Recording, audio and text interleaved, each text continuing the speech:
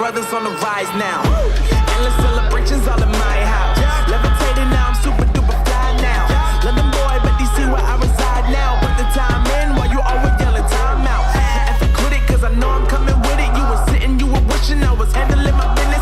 Now I got the ball like Harry Potter playing Quidditch. And my business so humongous, you would think that heaven's in it. Damn man, I'm all that, yeah, I'm all that. Looking for that whip, yeah, that what you call that. I'ma blow up in the summer, have him yelling fall back. And I've always been ahead like an effing ball cap. Man, I came in the game like, whoa.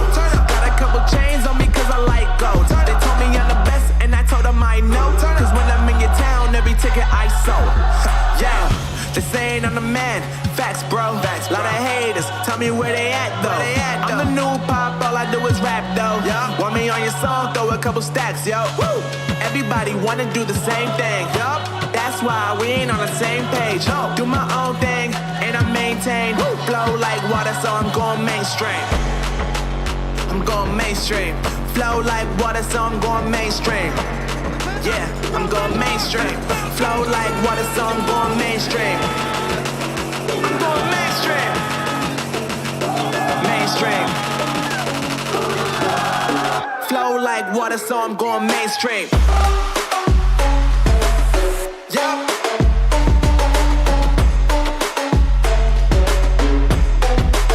I'm going mainstream. Damn. Flow like water, so I'm going mainstream. Woo.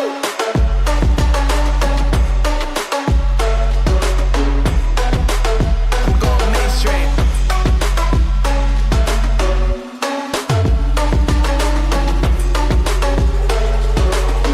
Flow like water, so I'm going mainstream.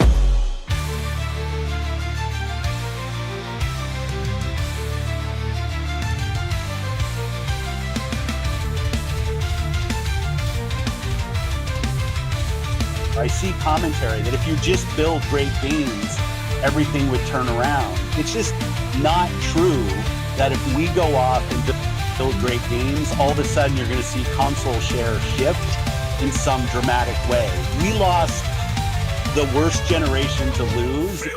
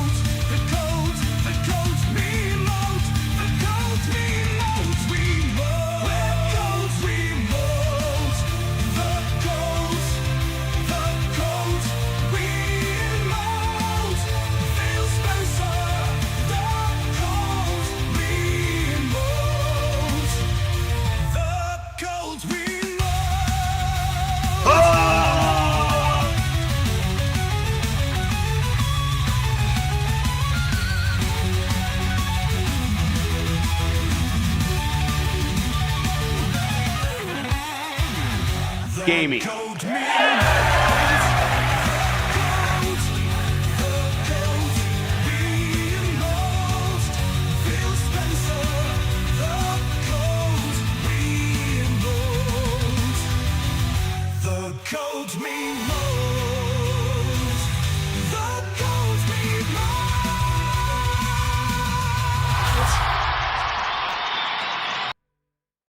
Hands on the couch, chat blowing up,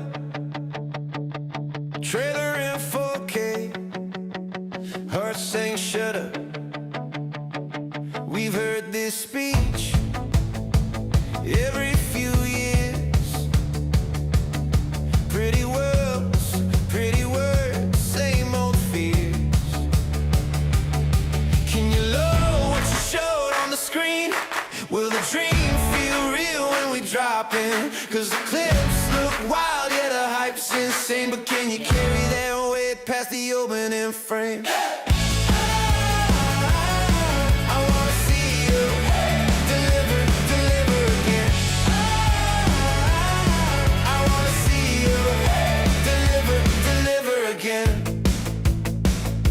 Dust on the disc, backlog talk, big box humming, barely used at all. I want that sound, that winding road, not just smoke around a glowing logo.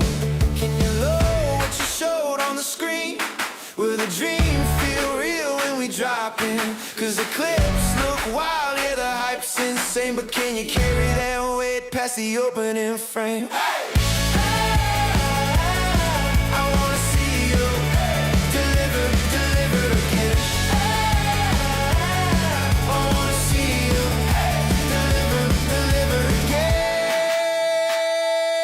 I'm still here, tagging my hand. One more year, same demand.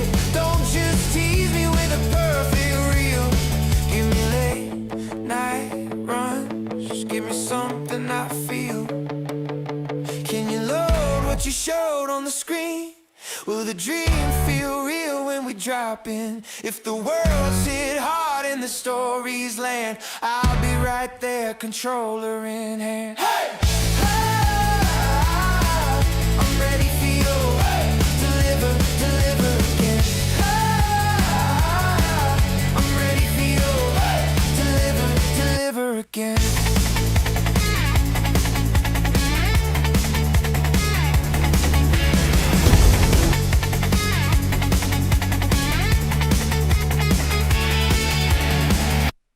Yo, what's up, grinders? How you doing?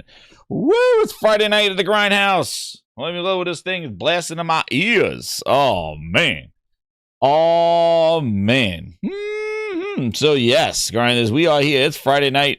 The fires are burning. The snow will be falling down soon all over the East Coast, so everybody stay warm out there. Pull up a beer, pull up a drink, and let's enjoy Friday night at the Gaming Grindhouse, because it's going to be a doozy, because I don't even know what I'm going to say, because I have not, repeat again, I have not watched the Xbox Developer Direct. Yes, grinders, I have not. So we'll be watching it here for my first time watching it. So we're going to get the goods. Oh, man, drop a coin in the pot. We're ready to cook.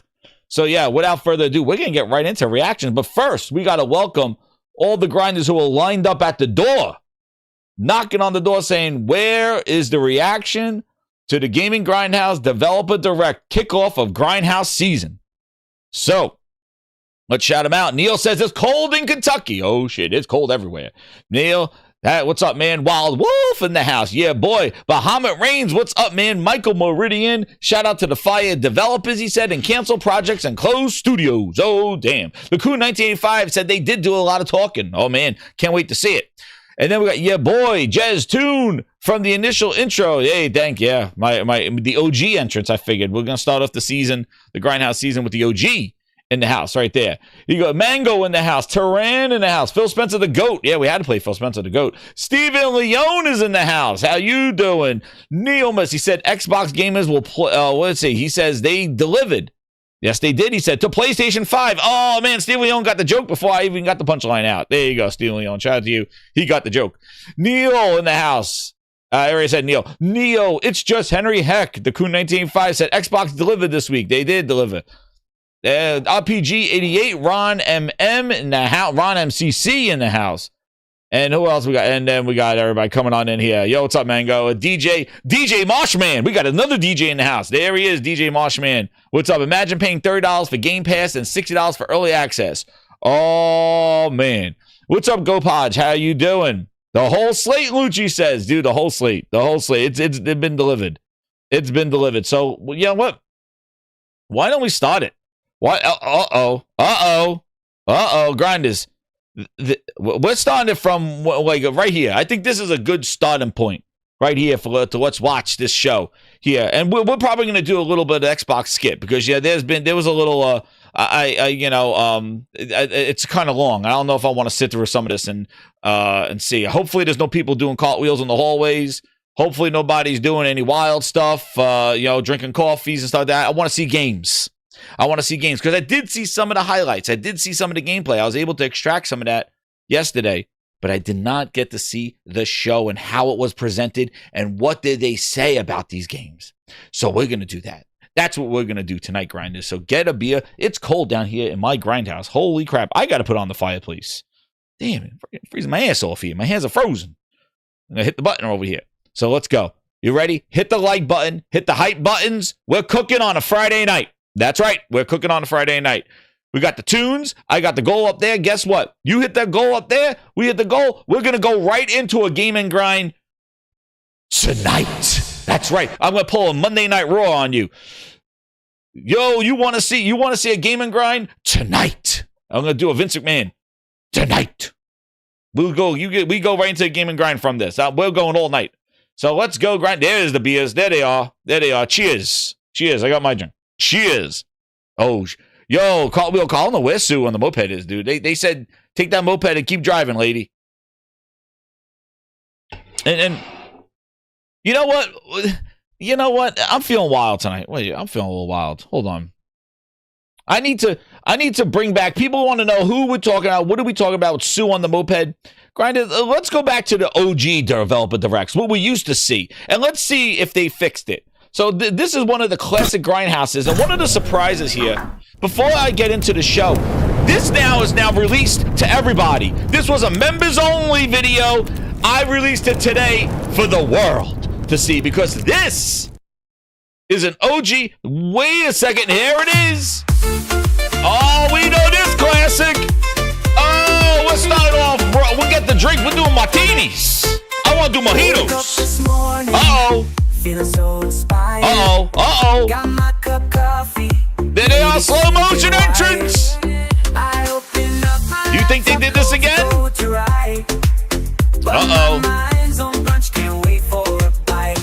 Uh-oh, they're waving. Brunch, no crunch, that's my game. There she is. Coated in my Sue. Where's Sue? There he is. Without a doubt. They're playing in the freaking. Oh shit! Oh man! This Todd Howard pointed at the drinks. We have a top-notch break room with all the coffee and snacks you can consume. On weekdays, booty comes with a coffee. We can't believe it is all free. The real workers are behind the frosted glass. We know what goes on behind that frosted While glass. Sue drives her scooter again right past. Jeez. Then there's Phil doing cartwheels down the hall. There's no wonder nothing gets done at all. It's brunch and no crunch.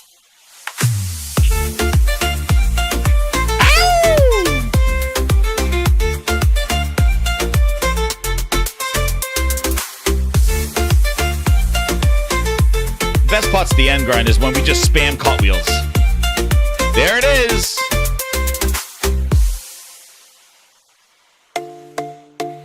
Get ready. Are you ready for the we're bringing it home.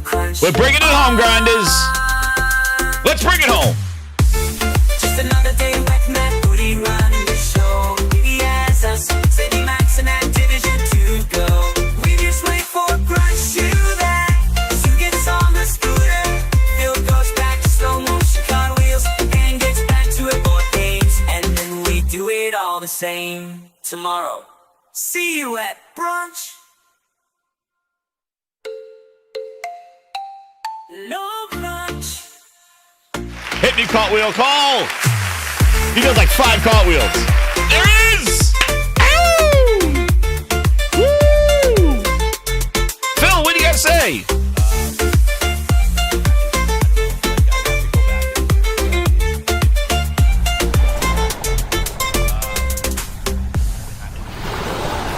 go back and look at All right, anyway, whew, there we go. If it's not a Friday grind, as you know, it's Friday. Now we could begin. Now we begin. It's official. And yo, Steven, yo, with the 10 VIPs. Phil. Xbox, no. Hey, thank you, Steven, yo, with the 10 VIPs in the house. Bringing them in. Oh, baby. Welcome, VIPs. See you at brunch. He got GoPodge. There you go, GoPodge. How you doing? Akeem got in. So Lucci. Lucci's a VIP now. Get him on the list. Yeah, we're cooking now. Let's go. All right. Woo. All right. If you're not pumped, I'm ready to see some games. Let's see the first thing we see now in the gaming. Let's see the first thing we see in 2026. Let's see the first statement. And all games you're about to see are in development and do not represent the final products. You've been warned. Phil. Xbox, no. Phil, that's. Get that out front. Get that out front. There we go. Okay, so let's see what we got here. How did this one go? Let's see. All right, hit play. Let's see what we... Oh, fade in. Uh-oh. Uh-oh. This looks like I'm going to have to remaster my song. Uh-oh. Uh-oh, slow motion entrance.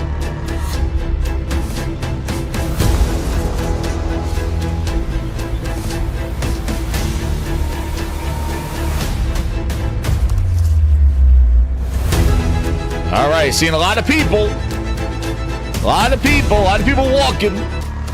Not a lot of gameplay in the beginning to kick off a game show. A lot of people walking and pointing things. Whoa, we gotta... Yo! How many minutes? 1 minute and 29 seconds. What is this? Is this a new... What is this? Why do they do this all... What is this? You had 5,000 people laid off last year. Why are we playing pool? What? 1 minute and 29 seconds into a gaming show, and I got the devs playing pool. Phil, where are the games? I don't know. What's this? Go back and look at the. Why are you be jerking around here? Not even 2 minutes in. The hell is this? And what kind of pool table is this? Why the ball? This is not even a real 8-ball he's playing. What kind of bootleg goddamn pool set is this, Phil? Did you buy this from goddamn Temu Pool? Is this Temu Pool? This got to be Temu Pool. What game is it? Grinders, I need to know, what game is this? They're not even playing real pool. Where are all the numbered balls? What is this? Did Phil just say your budget cuts? We got to just do orange balls and yellow balls. Who finds this shit? What is this? You can't even give him a decent pool table, Phil. Phil! Budget cuts. I don't know. I'd have to go back. Where's the 1, the 2s, the 3, but why are they yellow balls? And this not even, they can't even play real pool. What the hell is this? Temu Pool. Feels like, yeah, I can only find 1 8-ball, and the rest of them we're going to have to make yellow and orange. I can't give you a real pool set, you know, budget cuts. We're going to give you a Temu Pool. There you go. The budget cuts. We had to cut some studios, and, you know, all I could have found an 8-ball somewhere in the garbage. There's not even a real pool. They got a full-ass pool table in the lounge, but they don't have real pool balls. Draw your own line. Like... Dude, I swear. And I like to know, when does this happen? Does this happen during crunch? Crunch time, we're playing pool? Look, they got a big TV in the background. Anyway, we're ready a minute and a half in. I'm ready seeing the horse shit. There we go. Let's point to some things. All right, where are we going? No games yet.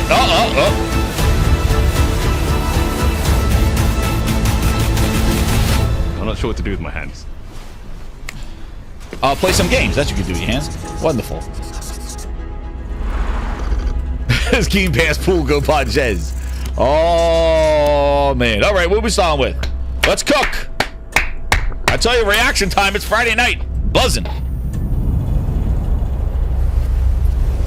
Xbox Temu Pool Table look hog. Holy crap. Uh-oh. Uh-oh. Where are we?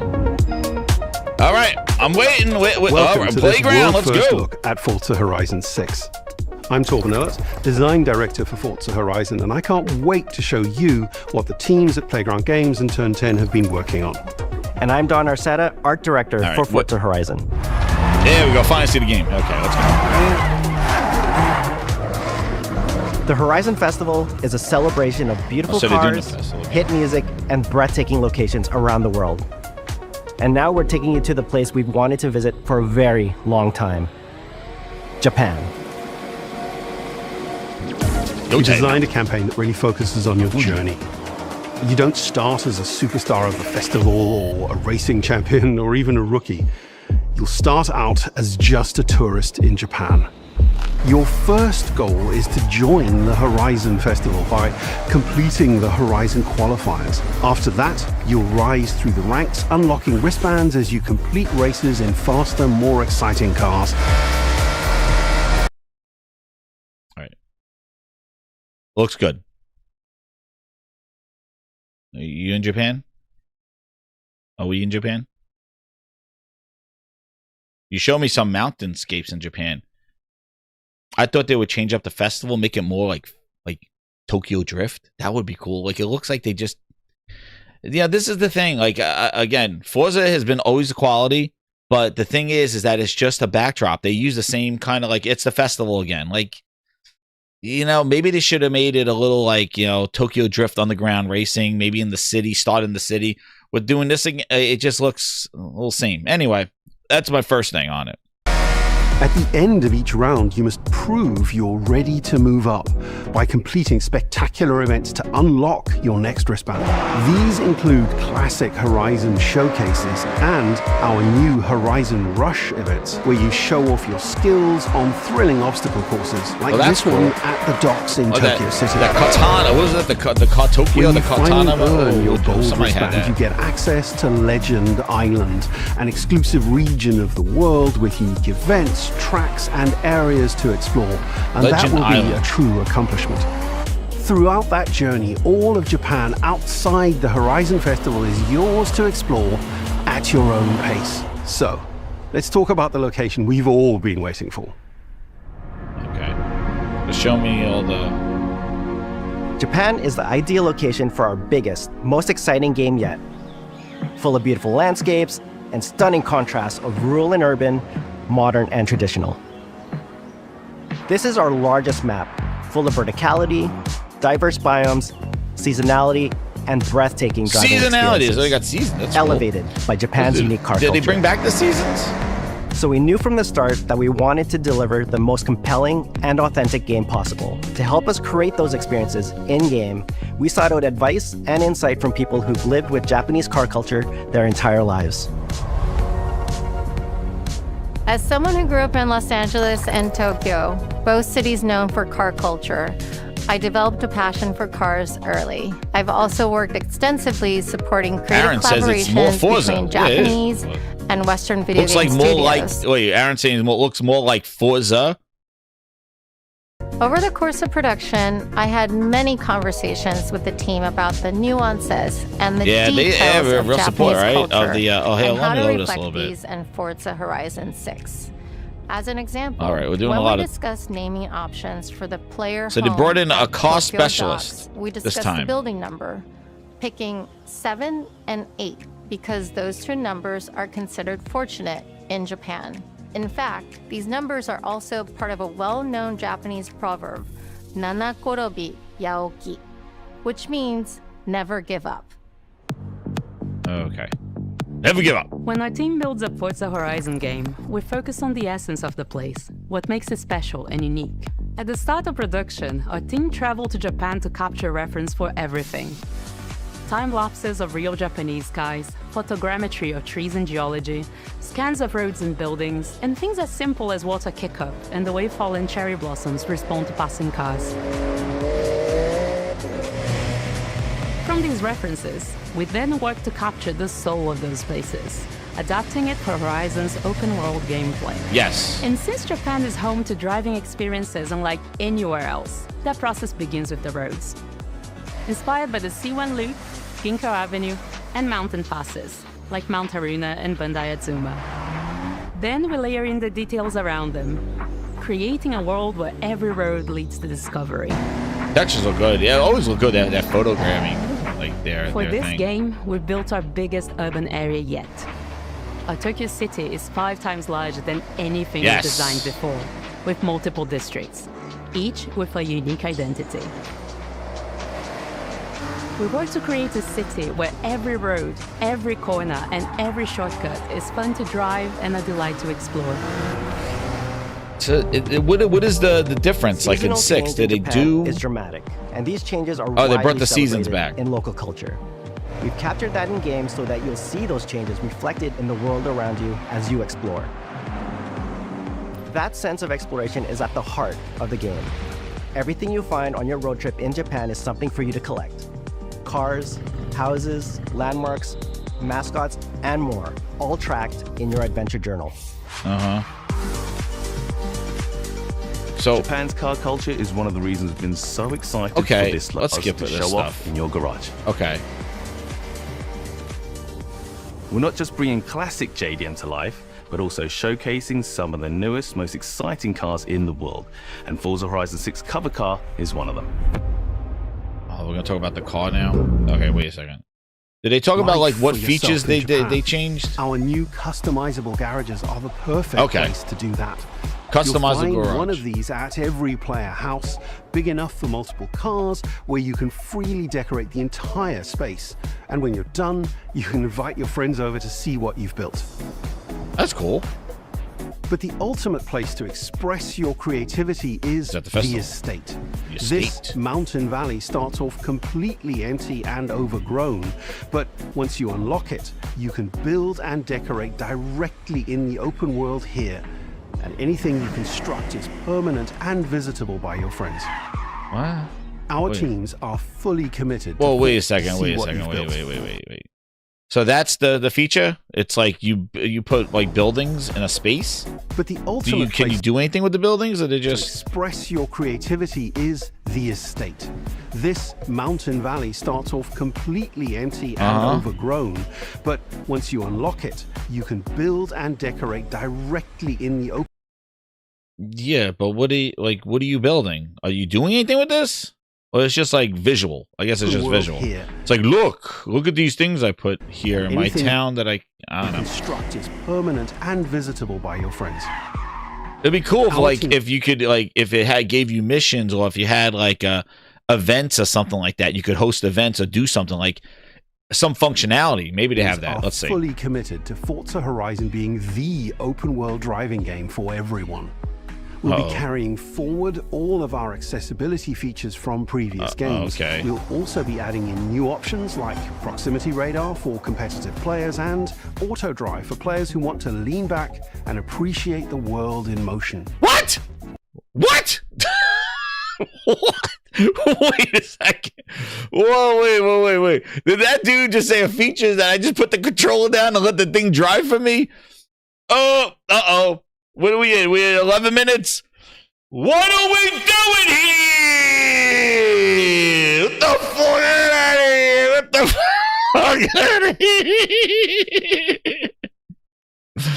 Oh, you showcase? No, I know, Corey, but no, that building thing, not the garage. I'm not talking about the garage. The garage you build as a showcase your cars. That's cool. But he's saying the building, that farmland that you put houses in. What do you do with that? Is that to show your cars? Yo, For competitive a driving game that self-drives, dude. Is this? They got this from the Hellblade 2 devs. players and auto drive for players Wait, for play? Whoa. Wait a second. How? Wait, this dude goes like this. who want to lean back and appreciate the world in motion. Our major new Yo, that's accessibility gone too far. Like, who's gonna be playing a game where I just like, yeah, I'm just gonna sit back and let the car just drive for me? Like, what the fuck? Now, Corey, I'm talking about this thing. friends. Dude, they put Tesla mode Our in it. teams are fully committed to Forza Horizon being the open world driving game for It drives like a everyone. Tesla. They put We'll be Tesla carrying mode. forward I gotta all make of my our Teslanator. accessibility features from previous games. But We'll how's that also be accessibility? adding new Who's options who's like buying the proximity game radar not to for play it? competitive players and auto drive for players who want to lean back and appreciate the world in motion. Yo, they lost it. Phil. I think I'd have to go back and look I think this needs to be made a GIF right here. We'll be carrying Dude, this has to be made. features from previous games. Truck Also driving adding Tesla new mode. Options like proximity radar Yo, for competitive players wait a and second. auto drive for players. who Somebody want to lean gotta back loop and this. appreciate The world guy in taking his motion. hands off. Our major Oh new man, backseat drivers, dude. Auto drive. The planes are too many Michelobes. Yo, that is wild. That's some messy work right there. I only call that accessibility feature. Like, oh, for the players who don't want to play. For the players that don't want to play auto drive in a driving game. Oh my god, dude. Yeah, how long did they come up with that feature? players who want to lean back and appreciate the world in motion. Players. That's a pretty much oxymoron. It's like the players who don't want to play. That's an accessibility feature. Oh, shit. Get it nominated for a Jeff Keighley Award. Major new You could drive from the back feature seat? is customizable high contrast mode, making the So Corey says it's like building a town in Fallout 4. They need a building feature to keep people playing. Yeah, but I don't, to jump back to it, like, what do you, like, you can build and decorate. it doesn't look like there's even directly in roads the that you could drive in there. Can you drive in there? Are there roads? Like you build a town? Honestly, this don't look like it fits in the game. Like the game looks beautiful, but this stuff looks very, very like low poly. Like this doesn't look like Corey. I don't know. Like look at this. Like this stuff. This looks a little. Even those buildings in the back. This looks a little like jank. I'm sorry to say. These buildings, dude. This like so I go to pull up this town. Like, dude, would you build these up with Legos? This doesn't look a little like this town looks a little jank that I'm building right here. Like, you know what I mean? Like, open world I don't know. driving game It doesn't for look like everyone. it. It definitely looks We'll like be it's carrying from forward all of our accessibility features from previous. It definitely looks like it's like, oh yeah, this is. And decorate directly. Wait, did he in just the put it open around the player tree? house, Those trees big stay? enough for multiple Yeah, this is cars, cool. where you can I think that's freely cool. Decorate the entire space, and when you're done, you can invite your friends. That's over cool. to Like see building what your you've built. garage of your car collection and having people come see that. That is pretty cool. But the ultimate place to express This. your creativity is Express your creativity. This. the estate. The estate. This mountain valley starts off completely empty and Now watch. Like, you're not taking down trees. Like these trees stay right here. They just put that thing around it. Watch. But once you unlock it, These trees right here. Just get those things about it. you can build and Like look, those trees just they stay there and they like. Yeah, this looks a little janky. I don't even know what these things are. They look like power plants. decorate directly in the open world here. Tuning, shop paint, shop showrooms. Is that what it is? Who wrote it? All good building parts will be locked behind a pay. Oh shit! Oh, the Cool 1985 saying the paywall for the good ones because this looks like generic as shit right here. Like I'm not wasting my time building this thing. I don't care who could see it. It looks like this doesn't look very cool. This I'm not a fan of. If this is their big feature. And anything you Oh no, the big feature is that you don't play. I forgot about that your one. friends. Our teams are fully committed to Forza Horizon being. Yeah, we're gonna skip the part where you say we don't play. Players that don't want to play. The new accessibility feature is customizable high contrast mode, making the open world of Japan visually accessible to everyone. No matter how you and your friends play, you can customize Forza Horizon 6 so you can play together. Japan is world-renowned for its car meets, like Daikoku, and inspired by these experiences, Forza Horizon 6 will include new open-world car meets. These are Okay, places cool. That's where you cool. can That's show off your cars and characters, download tunes and liveries, and even buy a copy of the cars you see. Then head out together to explore, where you'll find classic events like street races and our new Toge battles. Iconic nighttime races down Japanese That's mountain cool. passes. I like the meetups. There's more to do in the open world than ever before, with new shared experiences like Horizon time attack circuits. These are seamlessly part of the open world, with no loads, no matchmaking, just a truly social experience with you, your friends, and the in-world leaderboard. They show cockpit. They show what it looks like inside the car. More rewarding than ever. Forza fans are incredibly creative, making everything from liveries to race events and scenic locations to explore. To support your creativity, we've added the ability to start building from anywhere, as well as loads of other player-requested improvements, all of which are also available in the estate and the customizable garage. We also know you love to collaborate, so in Forza Horizon 6, we're making building fully multiplayer. In Horizon Collab, you and your friends can build anything you can imagine together. Oh, wait, whoa. I'm sorry, I forgot. So, is the building, are you actually building, are you building tracks, or are you just putting stuff on the side? Rewarding. Are you creating the roads, or the road's already there and you basically just put props on the side of the road? Is that what it is? Anybody in the chat know? Like, is that they're calling that building? Like, you just put, are you actually making a track? Like, you can make you could adjust the terrain and do that, or you just put like weird props that don't really look that good, honestly. Creative, making everything from what is that? So, like, are these props? I'm sorry, but they do look out of place, though. These things that they're building, they don't look. To race events and scenic locations to.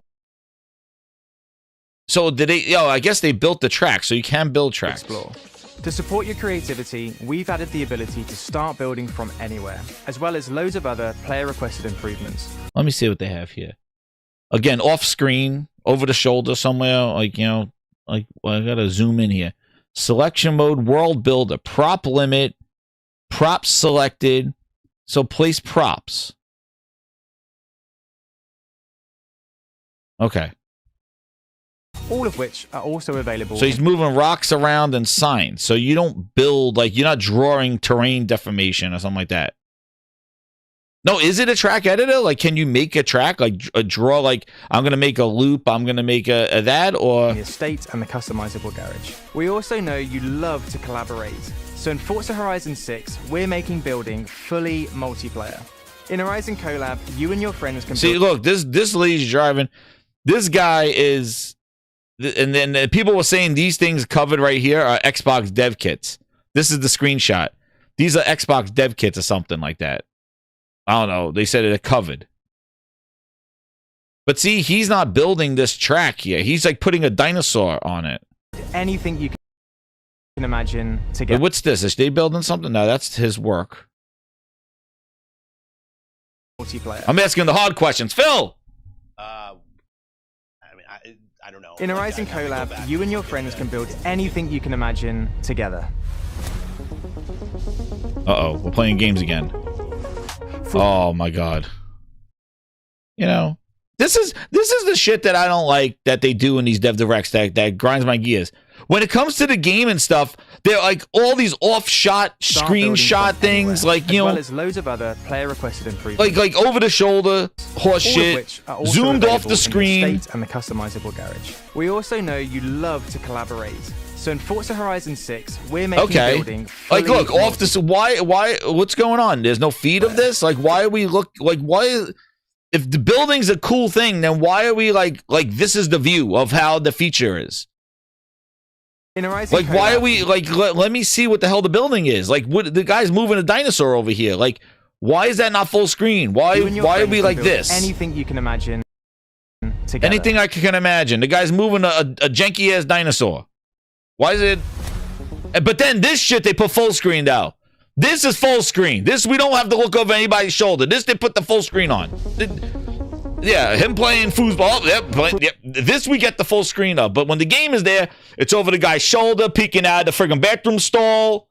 I'm looking over the flowers. Oh shit, there's a game over there on the TV screen over there. Look. We gotta reach around and look over there. Like, oh, look, there's a game over there. Oh, move out of the way. Let me see the game. No, but this horse shit's full screen, playing cards, these guys jerking around. I don't understand this. What's up, J Shell? How you doing? This is what I mean. This goofy ass shit full screen, but when the game, the guy's a mile away on the PC, they're like zooming in from a mile away. Oh yeah, we build whatever you want, bitch. Build it, fuck out of here. Show the game. It's a fucking game show. What are we doing here? I don't want to see these goofy ass people playing cards. Show me the game. Why am I looking from a bathroom stall like peek? Like, oh, we can't show this. The whole purpose of the show. $7.99 for a Dino Pack. Iconic says, "Oh shit, Phil." Oh fuck. I don't know. Like everyone here. Look at this goofy ass shit. Show me the game. What are we? They're drinking booty coffee. Booty. Playground Games and Turn 10 Studios. We hope you've enjoyed this. Dude, I am sorry. But that is some horse of the shit. This is like they showed more at the June showcase for the Forza June. Yo, do I have to go back to the tapes? God damn it, it's Friday night. I'm going back to the friggin' tapes. Grinders. We're going back to the goddamn tapes. That's it, he's done. Some of the new features we've been working on, and that you're as excited as we are for the game. We'll be launching on Xbox and PC on the 19th of May. If you're a Forza fan on PlayStation, we'll be welcoming you to Japan later this year when our PlayStation version is ready. For now, though, sir, you don't need to welcome PlayStation to Japan. They are Japan. Yo, Jesus, like, wait a second. That was it? That was the Forza show? I'll get the tapes. We got to get the tapes. Watch this.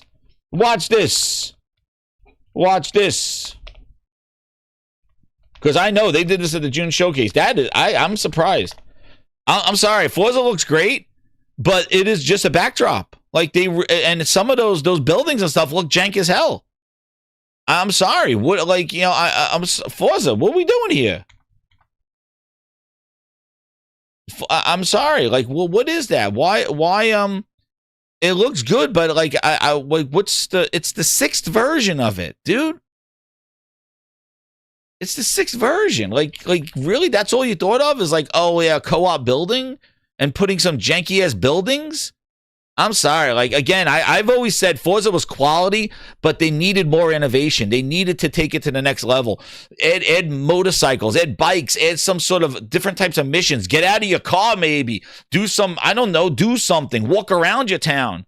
Get out in the city. Get out of the car. Or, I don't know. Do something else. Like we're just doing backdrops, and half of the stuff looks like they're similar, like the other racing game, like in Forza 5. Like, where is this? Where is their June showcase? Hold on. Like, I thought they would have a little bit more nightlife and like showing a little bit more like with the light scene, like, you know, showing a little bit more of the nightlife, like the whole Tokyo Drift scene with the underglow and customizing the underglow and making all these crazy kind of Fast and Furious cars. That's what I thought when we said we're going to Japan. I thought that whole neon underground Fast and Furious stuff was going to be like a main feature of Japan. But then you're just showing the trees and the guy whirring around and you know, putting janky ass buildings in the thing. Like, when we want to go to Japan, we want the Tokyo Drift. Now, they do have that Tokyo Drift in the meetups, which is cool. Midnight Club, that's right, Plus Ultra. Like, I thought it was going to be a little bit more like underground and a little more like more night racing and cool things they do in the night, and with the underglow and having all the different night lights in the water and the ray tracing. Oh shit, remember ray tracing? Forza tracing, and having all that kind of, that would be like the big kind of pull because we're going to Japan, like Forza Midnight Club edition, right? That's what I thought. Oh shit, Walt Diggity said DLC. Oh shit, Phil. Oh man, but that's what I thought when we're going to Japan. I thought it would be a little bit more seedy, a little more underground, because it looks like just Forza running around. Like, hell, like, watch, we're gonna go. Oh wait, what's this? Oh, is this? Holy crap! Is this what is this video?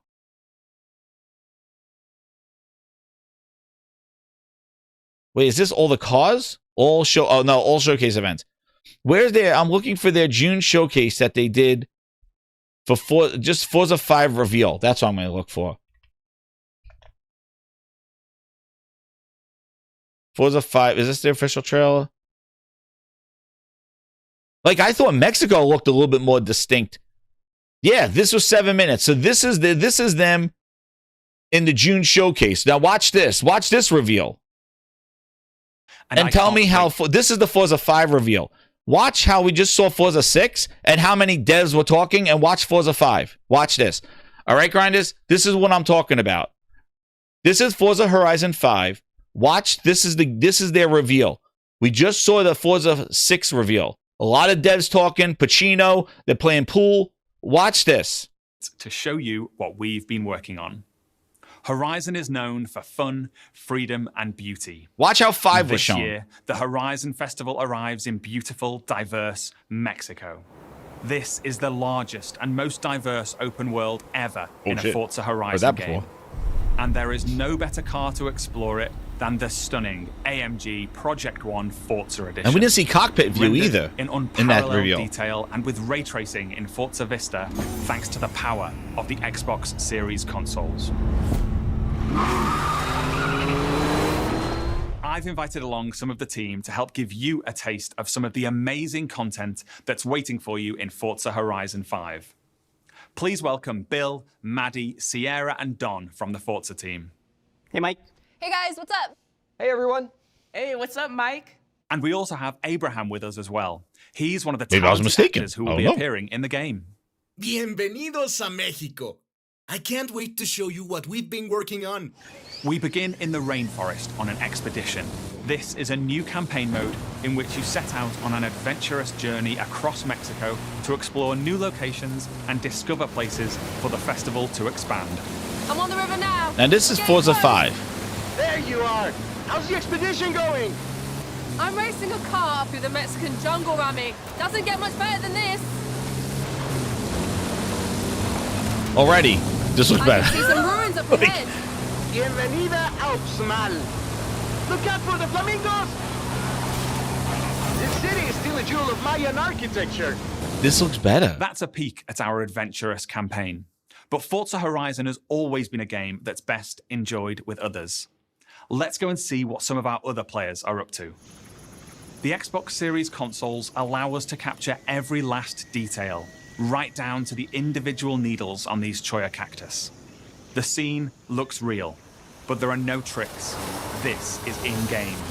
Maddie is behind the wheel of the AMG Project One Forza Edition in Mexico's lush living desert. The perfect place to meet up with friends. Told and you. head out Look for a how this drive. was shown, man.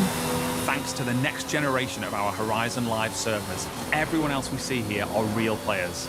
And it looks like Maddie has been joined by some other members of the Forza team. This is how Forza 5 was revealed. Forza Horizon 5. Let's leave Maddie for a moment and head out to the coast and meet Don. Don is already on the move, exploring this idyllic This and seaside also town. I have to say Mexico This looks is a very recreation like of this looks Mexico that is really honest, authentic, different, and filled right? with love. I'm Speaking sorry, of, hold up, Japan. Don. They weren't. It wasn't. It didn't. They hey, didn't what's really up? showcase too much. I thought they were doing more of the city This stuff. is a mural by Mexican artist Farid Rueda. Just one of the I many remember how beautiful, excited I was, like, faithful when I pieces saw of this Mexico presentation. I'm like, this is you'll awesome. find all over Forza Horizon 5. Forza don't have auto drive though.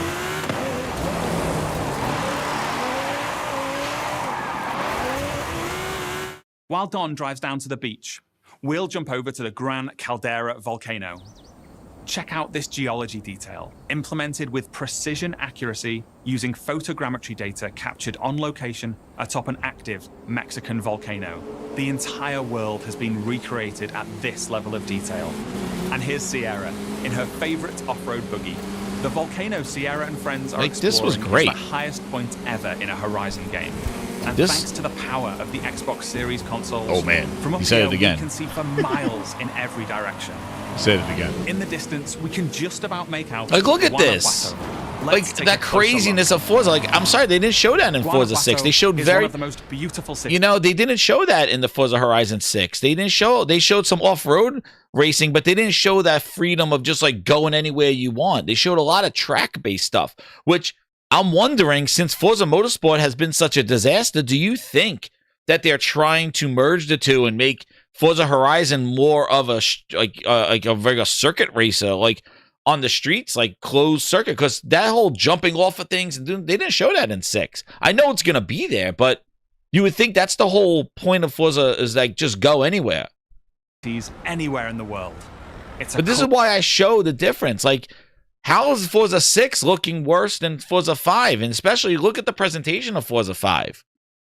Like, you know, I think that they did a very good job of distinctively showing the differentiation of the world, where I don't think they did really well in Japan. I thought it was going to have a cool underglow. I remember even when Aaron Greenberg teased Forza Horizon 6, that he was showing the underglow, and everybody thought it was going to be like Tokyo Drift, like Fast and Furious, like Tokyo Drift, like we're going to get Midnight Club. Colorful, undulating city. Maybe they'll show more again, but it comes out in May. It even has a sprawling network of maybe we'll see more of that. I thought we'll get more of like. I thought we'll get more of you know, rain effects and you know, the rain reflections, night racing, crazy ray tracing, ray tracing with the lights because of Japan, the underground night racing. You know, I thought that would be. I thought they were going to do more of that. But well, yeah, this looked incredible. But yeah, you go there. This is 5.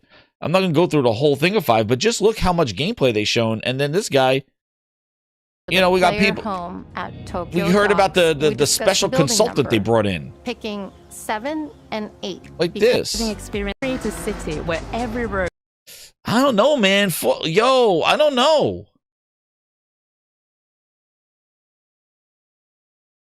I'm sorry. I don't know. I think Forza 5 is looking good. Hold on. Let's see. We got to do Grind's Foundry here. Every corner. Like, even the words. Like, look, they got Horizon. Like, they didn't even model the real, like to look like a... I don't know, man. Uh-oh. We got some booty scoping going on in here? And every shortcut is fun to drive and a delight to explore. Let's go when they go open world here. Seasonal change in Japan is dramatic. Not saying it looks bad, but 5 was just... Japanese artists. Dude, I can't get rid of all these people talking. Show me just a race. Thank you. Right here? Is somebody racing here? Tokyo City. When you finally earn your gold wristband, you get access to Legend Island, an exclusive region of all of Japan outside the Why do I want a fake island when we're supposed to be going to Japan? And I want to race in Japan. Let's talk about the location we've all been waiting for. Culture. So we knew from the start that we want. Dude, there's so many people talking in this game. They don't just have like... Cover car is one of them. There's so much talking, dude. The they don't have anybody just racing. This is like the only. There we go. Mountain passes like Mount Haruna and Bandai Atsuma. Then we layer in the details around them, creating a world where. And no cockpit view either. Like they haven't shown any of these cars in the cockpit. For this game, we built our biggest urban area yet. Our Tokyo City is 5 times larger than anything we've designed before, with multiple districts, each with a unique identity. We work to create a city where every road, like this is the solid most part of gameplay that you get, without the cuts. All right, I know they're 2 different things, but like there's no people, like, you know. The other thing cool is Forza is like the destruction. Like you could like go off here and destroy the bushes and stuff like that. I'm sure they're gonna have it, but it's just weird they didn't show it. This looks like a cutscene, actually. And anyway, these changes are widely celebrated in well, local culture. Yeah, it was a little okay. Well, Forza looks good, but I don't know. Forza 5 looked a little bit better, and I'm not real. I thought they would have a little bit more of this. Like, where is it? They have it over here. Where like the underground, yeah, like these buildings. That don't look good at all there. There we go. Seamlessly part of the open world. See, more on track stuff. Like where's like him just going off the mountain? With you, your friends, or like racing up. Like, can you even go to Mount Fuji? Can you race up Mount Fuji, dude? Or can you race around it? Or is it just going to be a backdrop in the background? The city does look like Ghost Town Wild Wolf. I'm just saying, like, can you drive like? Can you race around Mount Fuji like over there? Or that's just like a backdrop, and you're just kind of racing on these roads. Playing together is easier and more rewarding than ever. But see, then they're racing on circuits, though. Forza is not Fans are incredibly creative. Forza's open world racing. These are seamless. Also know Can't wait to see you play. Forza's open world racing. Where's the open world racing? 6 will feature They're showing a lot of track racing. And every Here's shortcut open world is fun racing. to drive What and the? a delight Yo, to what was explore. that? Tokyo City is Even the 5 times cars, like, larger there's, than where's the anything we traffic? designed before, with multiple districts. Each Wait a with second, I unique gotta do some identity. Grindhouse Foundry here. What? The same car, yo, they got that same car. Yo, this blue car showed, this blue, like, semi-half car shows up in all the different things. There he is there, that's it, that car. City is 5 times larger than anything we've designed Wait a before, second, he shows with up multiple again. districts, each with a unique identity. Wait, there he is. Wait, he's over here. There he is again, that guy. That guy's over here. That better be a playable car. Wait. Oh, there he is again. There he goes. There's 2 of them. There's that blue car, and then we saw him again. Wait a second, we saw him again. Look, there's that blue car again. There's our friend. Who's this guy? Right here on the left. Who's that guy? We see him. And then we're going to see, look, he goes again. We see him again. Wait, that car races by. And then where's our friend again? There he is. There's 2 of them. Here's our friend. Every road, He's every there. corner, and every shortcut There he is again. is fun to drive and a delight to explore. There's our buddy. There's our buddy. We've also fully overhauled our roster to be better balanced across all performance classes, from D to our new top-end R class or drifting. No matter how you start building from. Oh, what's this? Wait, did he have more on the show? We've been working on, and that you're as excited as we are for the game. We'll be launching on Xbox. That's good. Was that drag racing? There's a night racing. There it is. That's it. I guess you can't go to the mountain. I guess you can't drive there or off-road. I don't know. It looks very like... again, hey, I don't know Japan. You could say, hey, you didn't go to Japan. You don't know. But, like, it just seems like these other places were just open roads. And then they had a city. But it seems like there's a lot of, like, structured racing. Can't wait to see you Oh, no. in Forza Horizon 6. Reused as we assets, discover Morgan Japan says. together. Like, even this looks like, again, rally racing on the track. Yeah, they really didn't show, like, the openness of it. It seems more Forza. I think Aaron said that. I think Aaron said that. It looks more like Forza Motorsport, like the way they're showing it.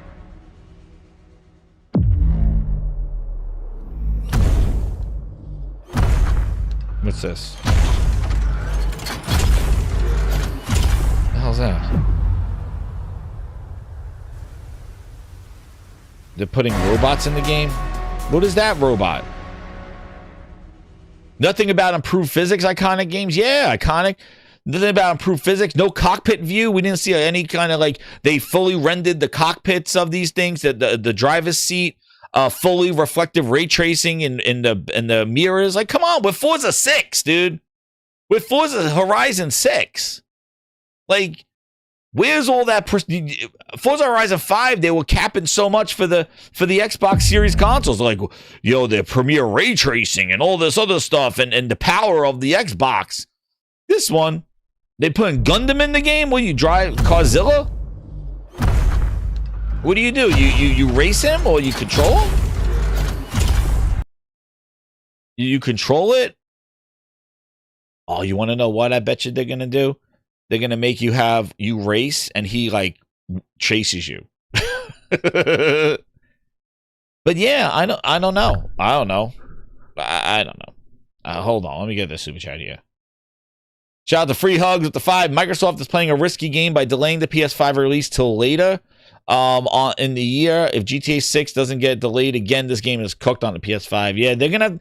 I'm telling you, they're gonna have to really see where they place Forza, because Forza could just get, you can't just throw it out there with all those games coming out. Even I'll say Free Hugs like Wolverine. If Wolverine and GTA are a month apart and you drop Forza in between those, I don't know. And the other thing I was thinking about too, the fact that Forza 5 just came out last year for PlayStation, and we just saw how Forza 5 looks. Like, is there enough in Forza 6 to let people want to buy Forza 6 and not just stay with Forza 5? Because you got to remember, Forza Horizon 5 was the first game on PlayStation, right? It was the first Horizon on PlayStation, so everybody just bought it just for the hell of it, shits and giggles. Will they buy 6? Well, because 5 just came out last year. Will they buy 6? And Fable, dude, yeah. Like, they just bought everybody. It was like the biggest selling game for the PlayStation last year. Are they going to do it again? And is there enough in 6 to get people to upgrade from 5? I'm not seeing it. Unless you know Japan and you love and can't wait to see different places in Japan. But I thought that they were going to do something a little, there was going to be a different tone. That's kind of, for me, for Forza 6, I thought there was going to be a different tone to Forza in Japan, Forza Horizon in Japan. More of that underbelly, more like emphasis on night racing, rain, ray tracing, underglow, customization, really putting, taking off, taking different parts and modifying your car to make it more street race available, like emphasis on street racing. Instead, they showed more circuit racing and less kind of freedom of moving in this reveal. That's all I'm saying. And I don't know who else is picking up on that, but again, it looks great. But I just feel that, Forza Horizon 5, I thought was a much more impressive reveal and showmanship of the area. I don't think they really did a very good job with the Japan one. I think they're just saying Japan, and then they showed a whole bunch of, like, even the city doesn't look that good. Like, you think they would go downtown in Tokyo and that famous, what is it? The area, like their Times Square, drive the car through there at nighttime and seeing all the lights and the ray tracing off the car. Like, don't you think? Like, I thought that would be a highlight. Like, it's like, how do you have we're going to have a game in New York, but we're not going to drive through Times Square. But welcome to New York, and you're racing up in Rochester. It's like, I don't want to race in Rochester. I want to race on Manhattan on Broadway, right through Times Square. No, we did Forza Horizon New York edition. We're going to go race up in Rochester, New York, in Albany, up in the mountains, up there. It's like, what? I don't want to race in Buffalo. Oh, yeah, we're in New York, the biggest we've ever done. And not to hate on anybody in Buffalo, but who wants to race in Buffalo? I want to race in Manhattan, downtown, go right through Times Square. Phew. How do you do Tokyo and not go through the city of Tokyo with all the lights and everything? Like, especially with all the ray tracing and the path tracing, my ass tracing, all the shit that they're talking about. Instead, we'll put Gundam in it. Put a robot in it. Good job, Forza. So we're doing fantastical stuff now. That's it, Forza. We're not based in reality anymore. Now we got some goofy ass shit in here. Not even in DLC. We did Hot Wheels. Now we're doing this. Not even in the Hamptons, Forrest says. That's right. But am I losing it, Grinders? Forrest, like, am I losing it? Like, when you heard Forza's going to Japan, don't you, like, I thought it was going to be Midnight Club. Where is wait a second. I'm not here. I'll show you something. You want I'm going to pull up more tapes, Grinders. We don't leave this topic, man. And damn, look how good Forza 5 looked. But watch. Let me see. Aaron Greenberg. Watch. Forza Horizon. Let's see if I can find it. I don't know if I can find it. Horizon 6 tease for Japan. He's teasing, I'll show you, because I remember when he did that. Oh, thank you. I'm sorry. I don't even know Japan's layout there. What he says, the crossing is a Shiba crossing. Yeah. I'm going to look that up. I'll show you. Shibuya. I'm sorry. Yeah, like, we're going to Japan. Dude, this is what I thought Forza was going to look like. We're going to Japan. Like, he racing through the city. Yeah, like this. We're going to Japan. At nighttime. Yeah, look, at nighttime with the lights. See? This is what I thought Forza was going to... I thought this was the tone that they were going to have.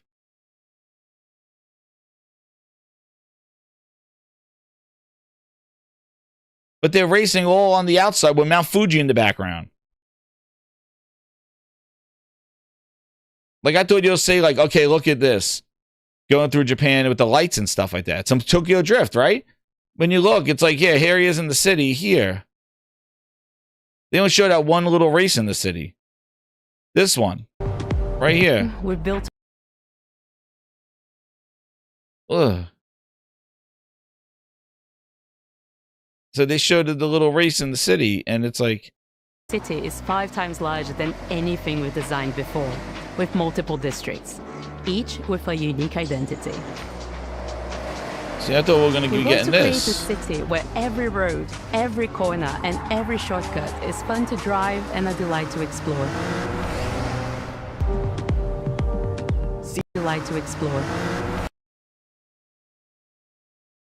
See, like even that, look, they got barriers on the sides. Yeah, they got barriers on the sides. Yeah, daytime too. Like that's what I thought. I thought they would do more of like the night with the lights and stuff like that. Like, yeah, you're gonna be driving around like in that. Like it'll be there. We'll see. You know, I guess we got again more promises. Like we gotta hope. I thought, but the thing is, the fact that they didn't show it means that it's probably not the main feature of it. And I thought Forza Horizon was gonna have a different tone. Like that's what I thought. You know. Yeah, I don't know. But where's the one I was trying to find? And we'll let it run. Let me run to the next game. And then where was his thing on Twitter? What did he do? It was a Horizon leak. Let me see. Was a Horizon 6 leak.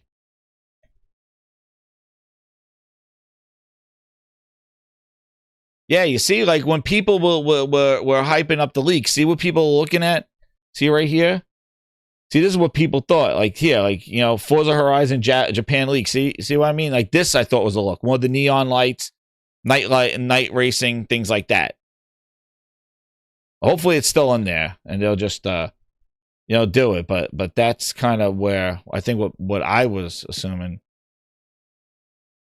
Yeah, like, look, even the cover, like, even what people were saying what the cover would be, like fan art.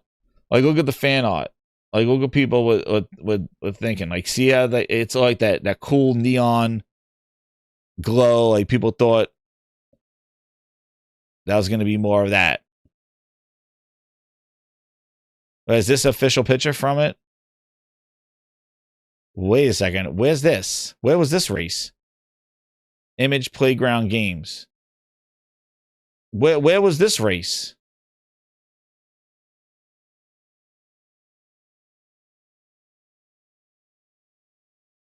Screenshot, a promotional image. This is their promotional image. Look at this. Where was this? This is their promotional image. Look at that. Where was all that with the lights and everything? This is what Forza might have accidentally leaked the Forza release date with this promotional image. Image Playground Games, Xbox Studios. Look at this image. We didn't even see this. This is what I was talking about. Like the reflections, the light, like I don't know. They didn't show any of that stuff in the Forza thing. Right? They didn't show that. Yo, welcome to OA. VIP in the house. How you doing, man? Welcome. Welcome to the VIPs. We got a grinder in the house. Yeah, I thought I'll see that. But anyway, hopefully it's there. That's all I gotta say is hopefully it's there. Inspired by these experiences. I don't know. But yeah, they made, I don't know. Uh-oh. Thank you, Neil, for the heads up, man. Thank you for the heads up. All right, let's see this game. Okay. Oh, man, we spent too long on Forza. But anyway, Forza looked good. I just thought there was going to be a different tone. I think they should have showed a little bit more of the you know, that the underground kind of midnight club underglow thing. So we'll see if they do it again. We'll see. Polygon suspect, Leech says. Probably. All right, let's see this game.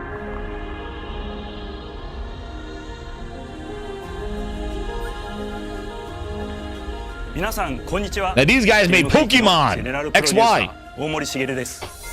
The update. ここは東 It 京 better be. That's right, ゲームフリー Forrest. ク It の better be. オフィスです。ビースト・オブ・リンカネーションはかつてない新しい体験を作り出すことに主眼を置いたゲームフリーク独自の取り組みギアプロジェクトから生まれた新しい挑戦です。これまでもポケットモンスターシリーズのほか In addition to the Pokemon game, we're making this banger. He just said. タイトルを世に送り出し、常に新しいアイデアや世界観の構築に挑戦しています。Damn! Yo, is this coming out on the Switch too? まさに新しい体験ができるゲームです。遠い未来、文明崩壊後の汚れに侵食された日本、そして一人と一匹の damn, you got a wolf. RPG というゲームプレイで構築されています。この美しくも過酷なビースト・オブ・リンカネーションの世界で皆さんに They said, give me the power of the Xbox and PlayStation, they said. いただくことができればと心から願って He's います。 he's talking all that now. He's like, yo, whoa! Whoa, what's the wolf doing? これまではポケットモンスターシリーズでバトルプランナーやサウンドマネージャーを務めてきました。ただ新しいゲーム Yo, so you basically just run around with a kick-ass Pokemon. Damn, this looks good. You got a plant wolf.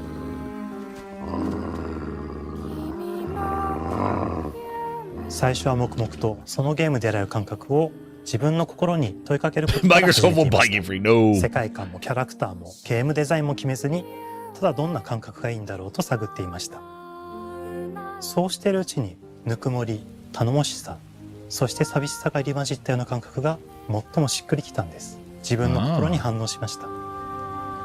隔離された主人公エマとこの世界を一緒に旅していくぬくもりのある相棒クーもその過程で生まれました。古島からビースト・オブ・リンカネーションのコンセプトを聞いて Dude, man, they're so creative, man. They got some. すぐに参加しよう。 Let them cook, baby. Nintendo, let them cook. ポケットモンスターシリーズを通じて生き物やパートナーを描いてまいりました。しかし今回のプロジェクトでは過酷な世界を相棒と共に旅をするという体験を目指しています。汚れと呼ばれる寄生植物が蔓延している世界がかつての文明の廃棄が追いつくほどまでに植物が生い茂った過酷な環境となっており、ダイナミックな移動が要求されます。このような経緯で自由に操ることもできる鶴のような神をエマの能力にすることになり、プロトタイプも出来上がってきました。そしてそれがエマという人物のバックグラウンドとキャラクターデザインを形作っていったんです。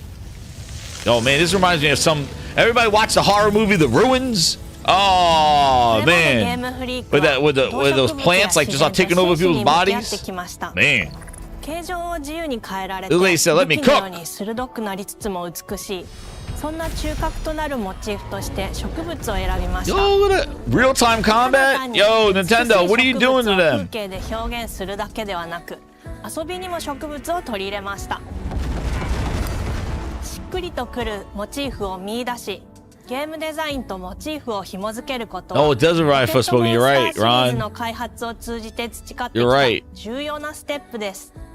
モチーフが決まった段階でコンセプトアー It's ティ on スト everything の but the 幸田和 Switch. 馬さんご協力のもと、この世界のビジュアルを形作っていくことにしました。エマとクーの姿を思い描いた時、自然に支配される世界の舞台として日本がぴったりだと考えました。日本の昔 Yeah, か this ら is 続 good, man. く山々に囲まれた自然豊 I かな like 風 this. 景 This と definitely, SF が yeah. 入り混じった世界をエマとクーが歩く姿を自然にイメージでき Look, ま we した。 got robots in there さら too. に植物をモチーフとした重要な存在として植物と動物が融合した生物でも Art style looks really cool. Look at that, dude. That's wild. There's like these plants taking over the 当時 animals. 私が注目していたデジタルアーティストの森田裕樹さんにお願いすること Let にし them まし cook. た。 Let them cook. Let them cook. Look at this. 世界の舞 I 台 love scale, like when you fight huge things and stuff like that. When you have like a lot of like the ス scale, トーリーの舞台 that is really 西 awesome. 暦4026年の日本です。 Like when you fight these big はるか enemies and 昔に stuff like 発生し that. た汚れという名の寄生植物の影響で Hey man, this is a good Game Pass get. This is they got a Game Pass this because they know it probably won't sell on over there, so they just put it in Game Pass. But that's a big Game Pass get.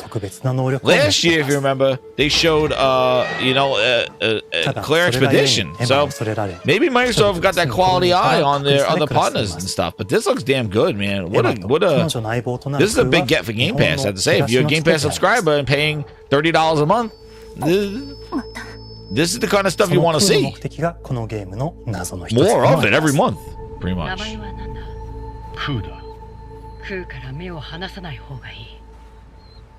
Wow, man, that looks good. I like it. That is definitely a cooking. Oh, he's more? Whoa, look at that. Don't show me all the enemies.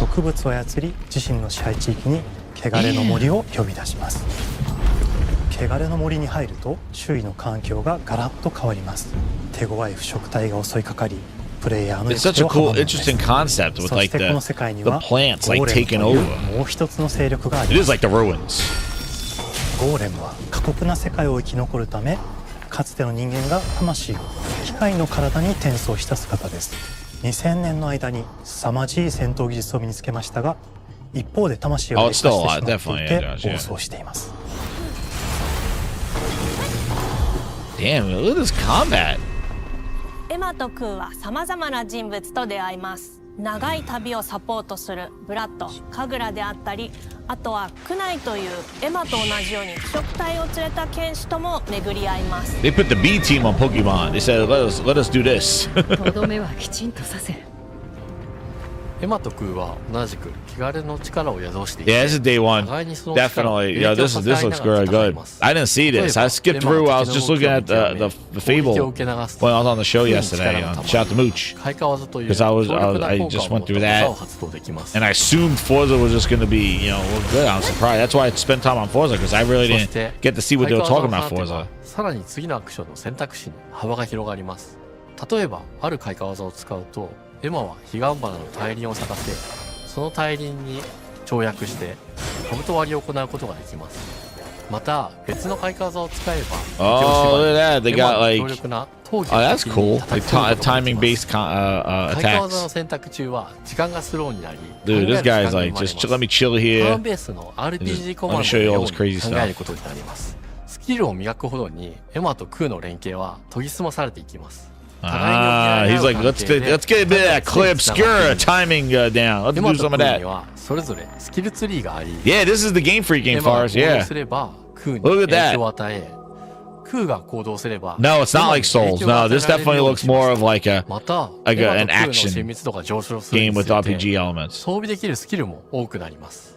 様々なスキルを組み合わせることで独自のプレイスタイルを作っていくことができるんで But す。 definitely like some skill with the parrying and stuff like エマ that. とクーを結びつける霊秘石や She's not just, it's not like Devil May Cry. She's actually, there is some sort of, it looks like there's some sort of より defense. 奥深い戦闘ができるようになっています。 Oh, of course they did. Forrest, they needed a break. 遠距離だけで戦う人もいれば、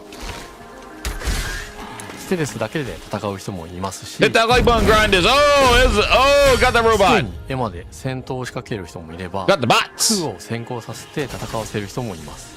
エマとクーでどのような装備でどのような霊秘石と組み合わせて戦うのか、プレイヤーの皆さん次第です。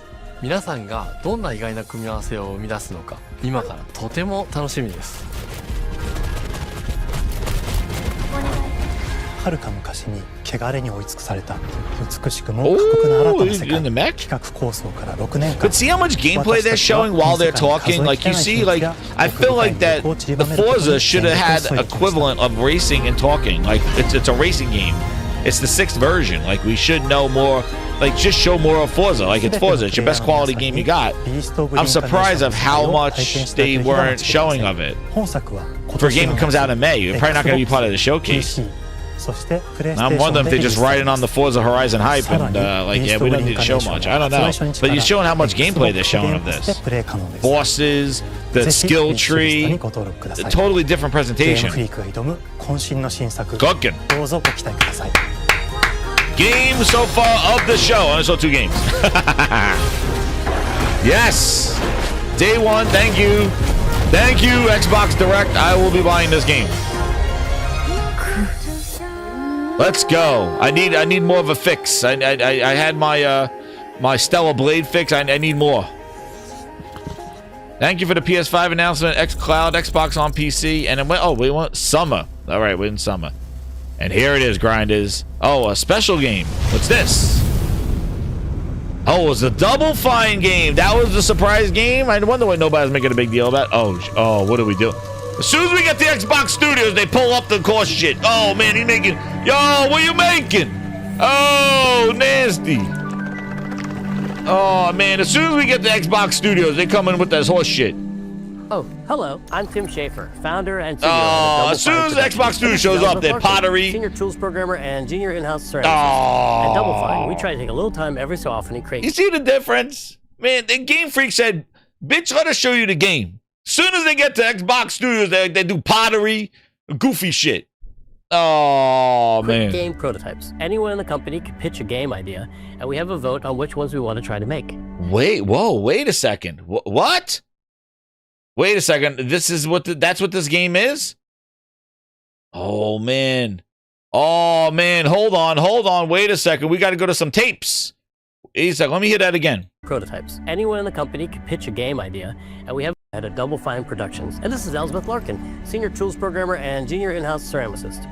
At Double Fine, we try to take a little time every so often and create quick game prototypes. Anyone in the company can pitch a game idea, and we have a vote on which ones we want to try to make.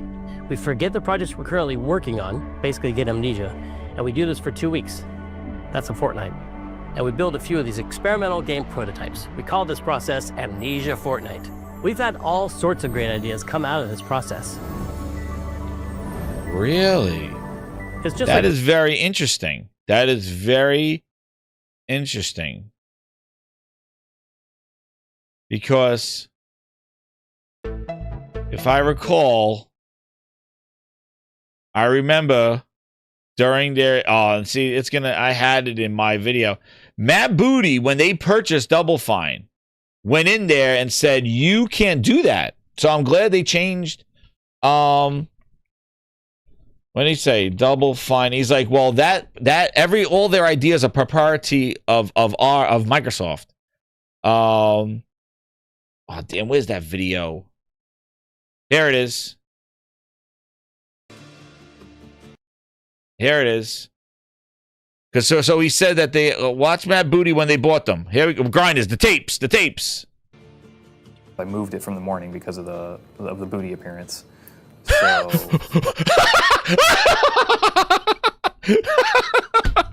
Oh man, Double Fine did not like that Matt Booty. Holy crap! I moved it from the morning because of the booty appearance. So. See, I told you, everybody makes the joke. Everybody, it's not just me. Everybody laughs. It's all fun. Everybody laughs. The booty appearance. It's not just the Grindhouse. The guy laughed. They all laughing. How do you not? I moved it from the morning because of the booty appearance. So. The guy laughing. He laughing. It's all crap. It's it. I told you. When that man shows up, Booty's coming. He coming.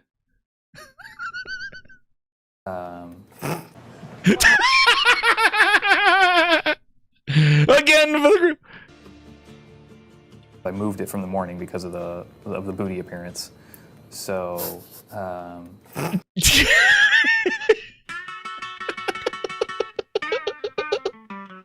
The Mad Booty Blues probably has gone cold, and you made Xbox lose their way with Halo. Stinky tears and spreading bull, trash finger strikes again.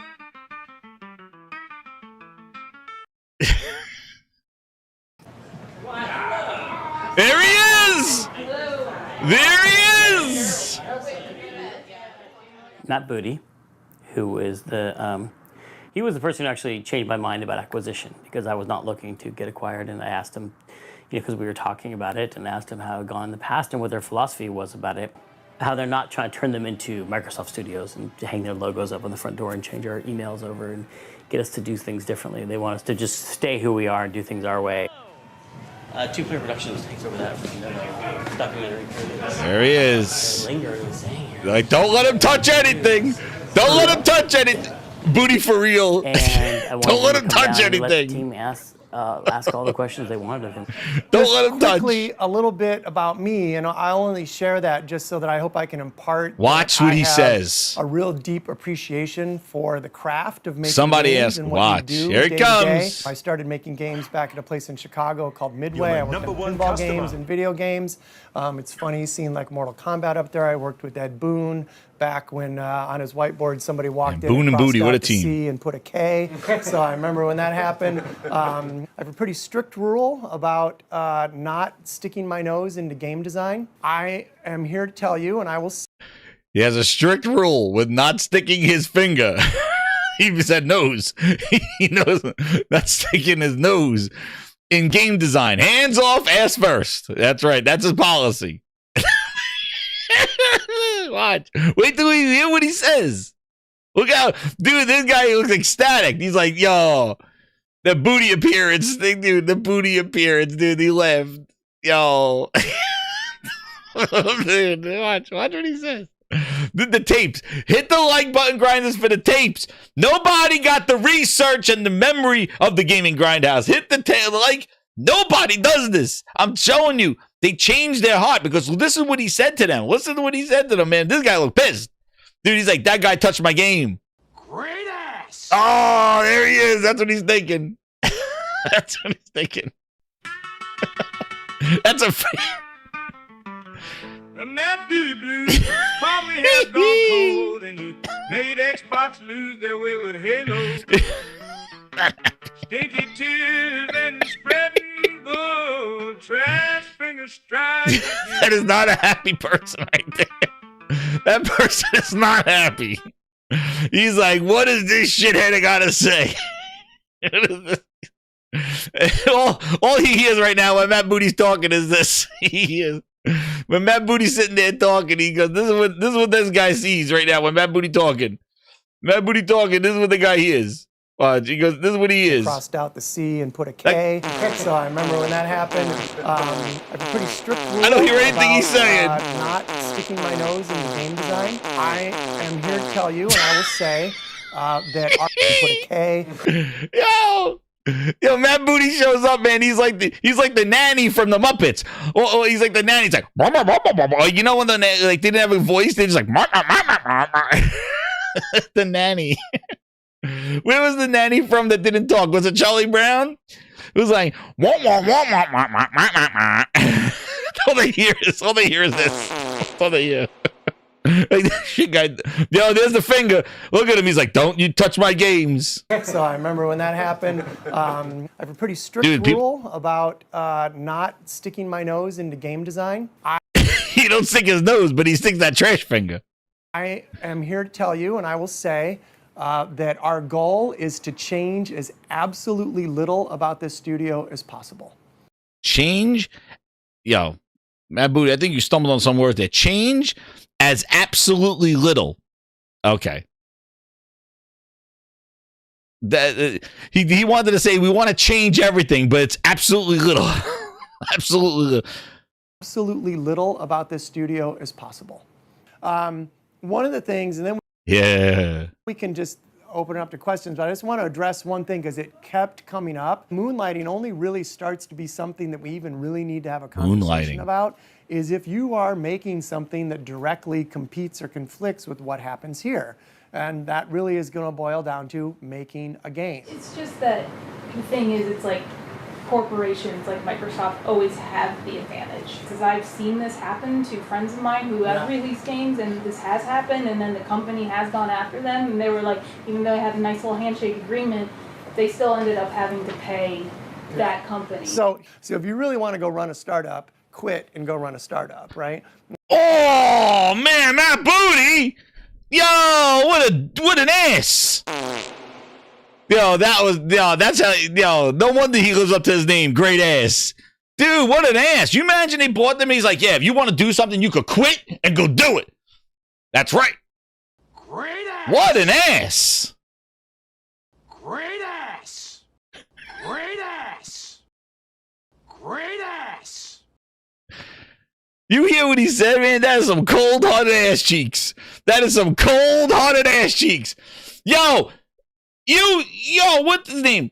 You sitting there making this man talk to your people like this? That's your team.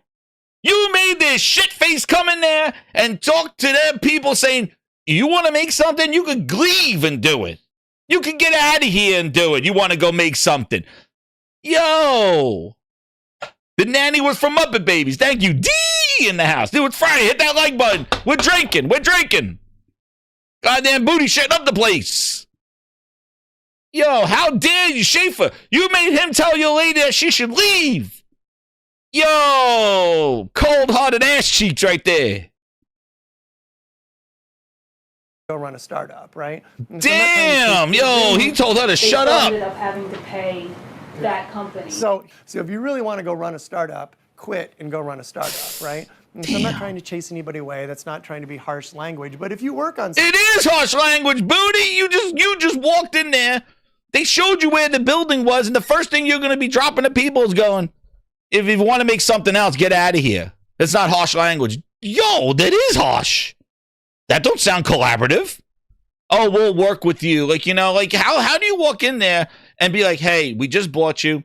Oh, if you want to moonlight and do something on the outside, well, you could show it to us. But if you want to do, we'll come to an agreement on a case-by-case basis. Dude did not compromise at all or try to make it nice. He was like, you want to do something outside of here, then quit and go because we own you.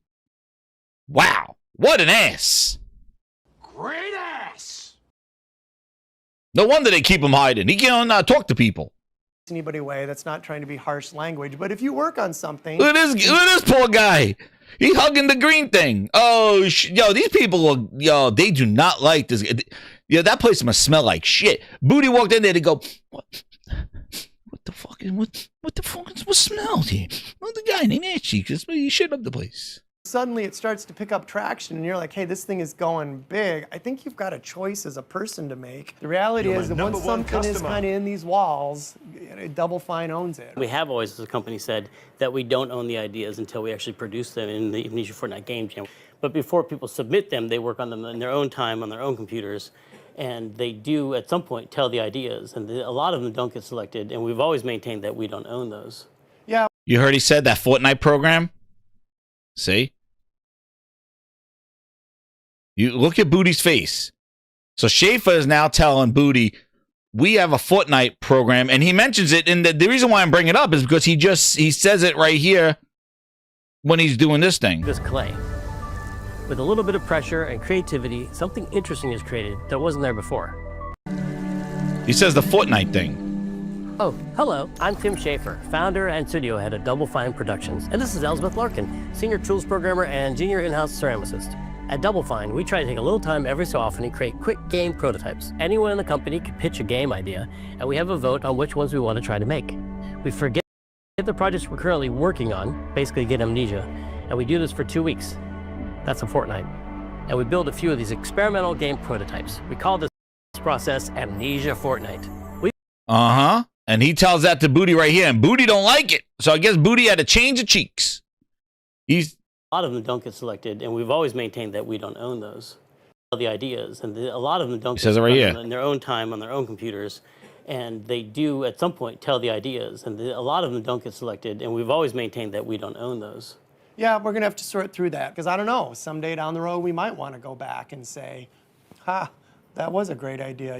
We should go make that game, right? Yeah, I mean, it is something we have to figure out because we're doing that process right now. Dude, that lady don't like that.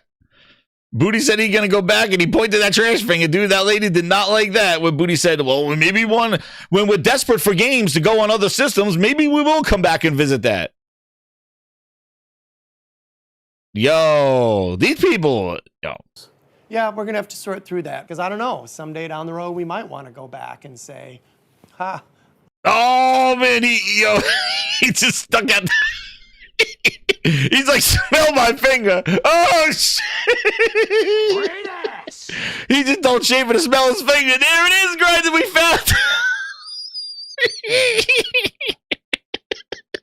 found. He's like, smell this, Schaefer. Smell this.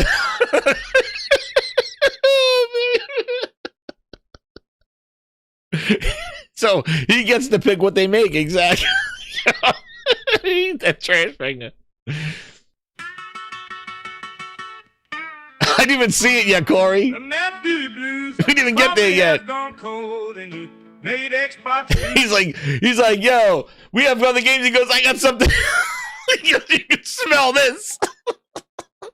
I just shoved it in my ass. You can smell this. This is what I think about your Fortnite program. Right here, my finger, right here. Yo, this shit's on the fly. I had no clue this happened. We're reacting to all this stuff. I just go put two and two together. I remember this conversation when he said Fortnite. So that's why I'm playing this video.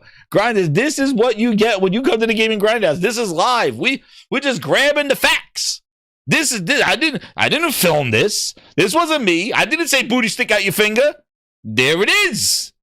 Schaefer said we got a program. Booty said smell this.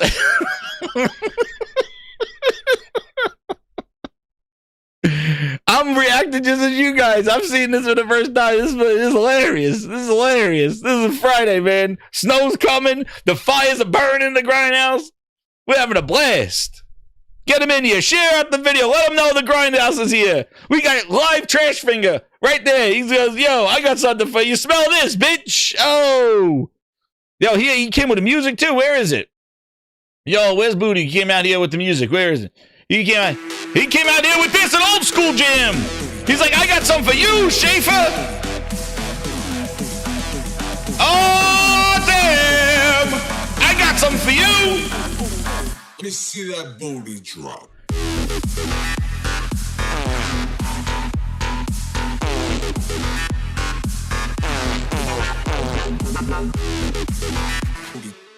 Booty drop. Anyway, whew. I smell from here, man. Booty, put that shit away. Put that trash finger away. Like I said, a person that shows up, his name is Booty. Yo, you know shit's gonna go down. He's like, we may want that. No, keep that finger away from that game. Don't touch it. We have Goldfinger, the trash finger. That was a great idea. You know, we should go make that game, right? Yeah, I mean, it is something we have to figure out because we're doing. Damn, look at these two. Yo, she's like, yo, you quitting? Me too. We're out of here. It's bullshit. I'm not working for no ass cheek. She's just like, you see this son of a bitch? He gonna come back and tell us that we want that game.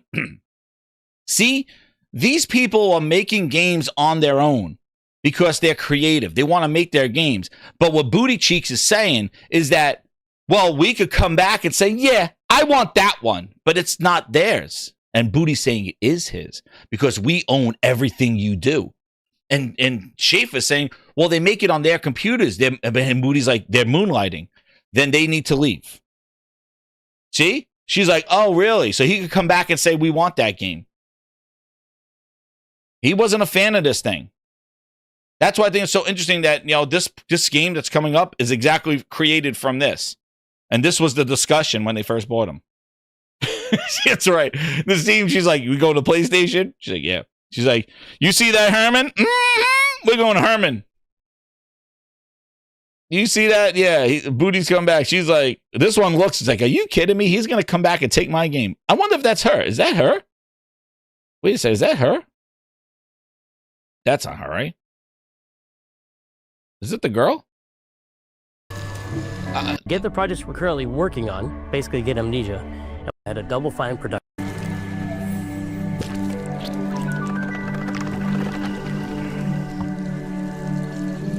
That's not her. I was just thinking. Anyway, let's see more Booty dropping the bombs. Idea, you know, we should go make that game, right? Yeah, I mean, it is something we have to figure out because we're doing that process right now, and people are already pitching based on that promise that I already made. Yeah. That they didn't, we don't know. Oh, man, Booty got caught off guard. They're already doing it on the Booty's cheeks. Right. No. Because that's what we've done for years. So, yeah. So, yo, Booty getting hostile, dude. They're laughing at him. He don't like when they laugh at him. He's like, I was laughed at all my life. My name is Booty. Stop laughing. I'm getting huggied in here. He's like, I'm going to get huggied. Stop. Don't laugh at me. You see Booty?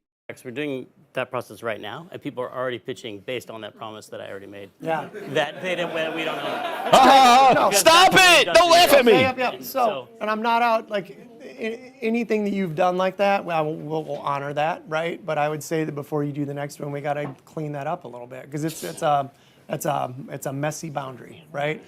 Over time, you're just going to we have to establish trust, right? Like trust is earned, it's not given. So we got to earn your trust. I'm confident that we can work out something that's good for everybody. Yeah. And they had tough questions about that. Yo, Booty looked at that person and said, "Yeah, not you." Watch Booty. Watch look at Booty.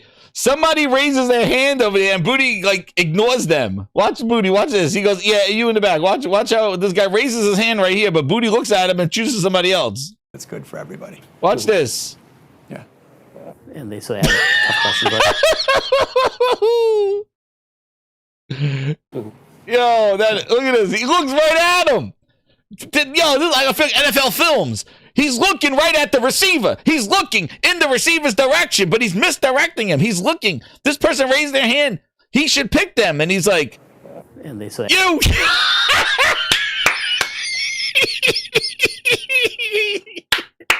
I'm John Madden. Well, you know what? When he looks at the ball, he's looking at the guy. He makes eye contact with him. Like he raises his hand. There's like any questions. He's looking at his man right there. He's looking. He's like, does anybody have any questions? Let's go to this NFL Films. Goddamn Super Bowl Sunday here. He looks at him. The guy raises his hand. He looks at him. He's making eye contact. He is making eye contact with the person right here. Look at him. He's looking right there. He knows that's his man. He knows that's the person that's going to ask the next question. He's looking at there. But then he misdirects them and he goes, "No, you."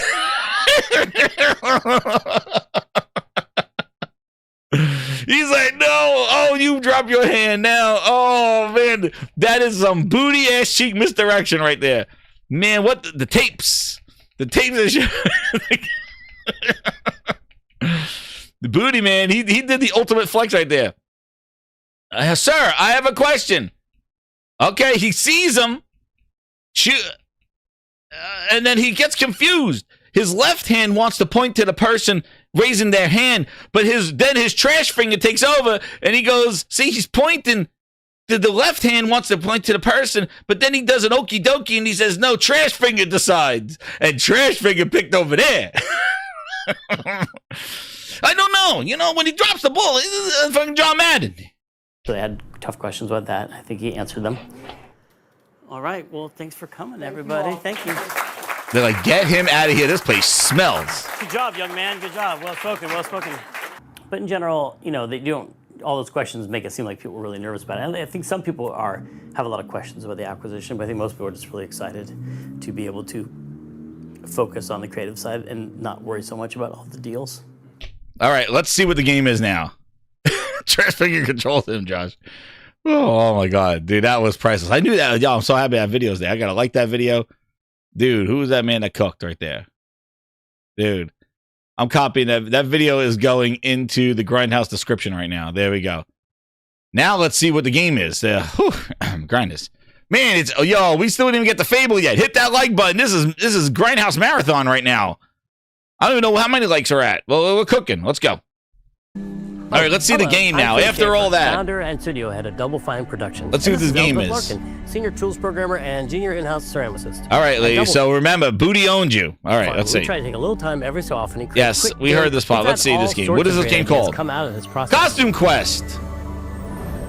Stacking. Oh man, that was connecting. Like with a little bit of pressure and creativity, something interesting is created that wasn't there before. So this is the big reveal game that everybody was trying to guess what the mystery game was going to be for the developer direct. This was the big one. Okay, let's see. This is the one everybody thought it was gonna. I thought it was gonna be. I thought it was gonna be Fallout, like Fallout Remastered. But we'll see what this is. It's a clay making game. Our next game came out of Amnesia Fortnite. It's all about encouraging you to create with others and then use what you create to destroy each other.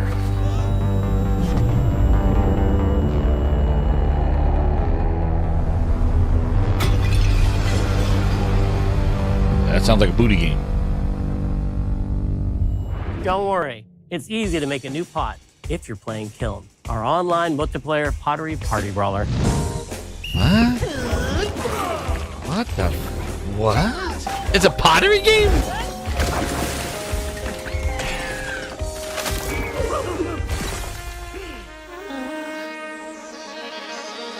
What the hell is this? We're the legend. We love to explore new and original ideas here at Double Fine. Alongside last year's This Weird was the Mature mystery Keeper, game? featuring surreal and dreamlike exploration. KILN is the other side of that coin, bringing high energy, expressive multiplayer action.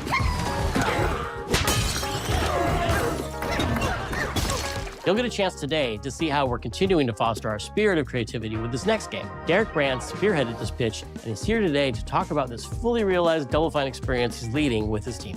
KILN is a multiplayer party brawler, and it's just as much about the act of trading with your friends as it is fast-paced competitive destruction. We built this game to respond to your creative design choices, as well as your relentless cruelty to anthropomorphized clay pots. What the hell is this? I've spent my career as a concept artist, focused on coming up with unique characters and environments at Double Fine. People thought Modern Warfare 3 and yeah, like what would a game look like that included not just the cathartic State of Decay 3 and action? What the hell is this? Cathartic act of creation I was familiar with. As This an is artist. Xbox Foam Stars. I stumbled on the answer one day. What better solution than a pottery wheel? All right, wait, yeah, okay. How We long wanted is to give- this?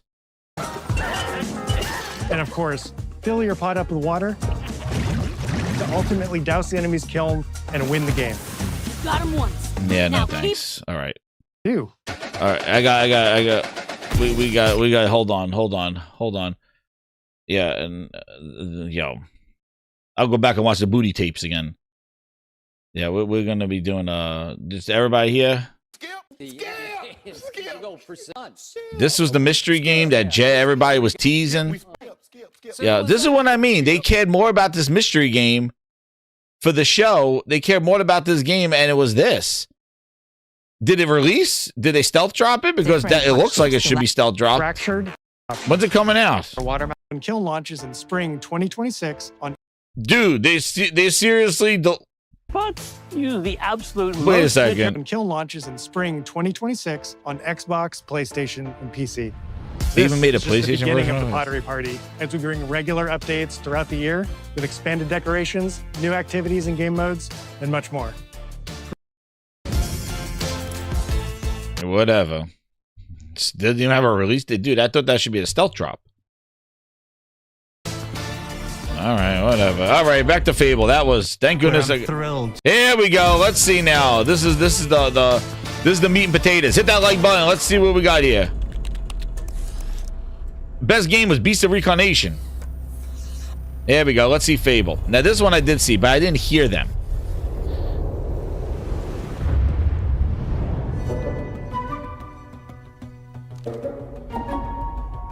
Hi, welcome to Playground Games, where I'm thrilled to share our very first deep dive into a game we've been making here for a really, really long time. Really long time.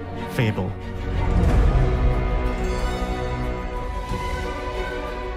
Playground Games is renowned for fun and again like this. This is what I mean. Like, does anybody have a capture card over there? Like, why when we want to see the game, it's over the shoulders things, and then they show little clips that they want to show. Like, it's always like, I don't know why they do this. Like you're here to show us the game. I don't want to see people playing the game. Why is the game that we haven't seen in years like that? immersive and That. visually stunning open world experiences. That. Since 2010, we've been developing the Forza Horizon series right here in Royal Leamington Spa. All right, I don't see the game yet. Little town in the middle of England. I see ducks. As Horizon has grown, so have we. Over the past few years, we've built a new team to carry that reputation.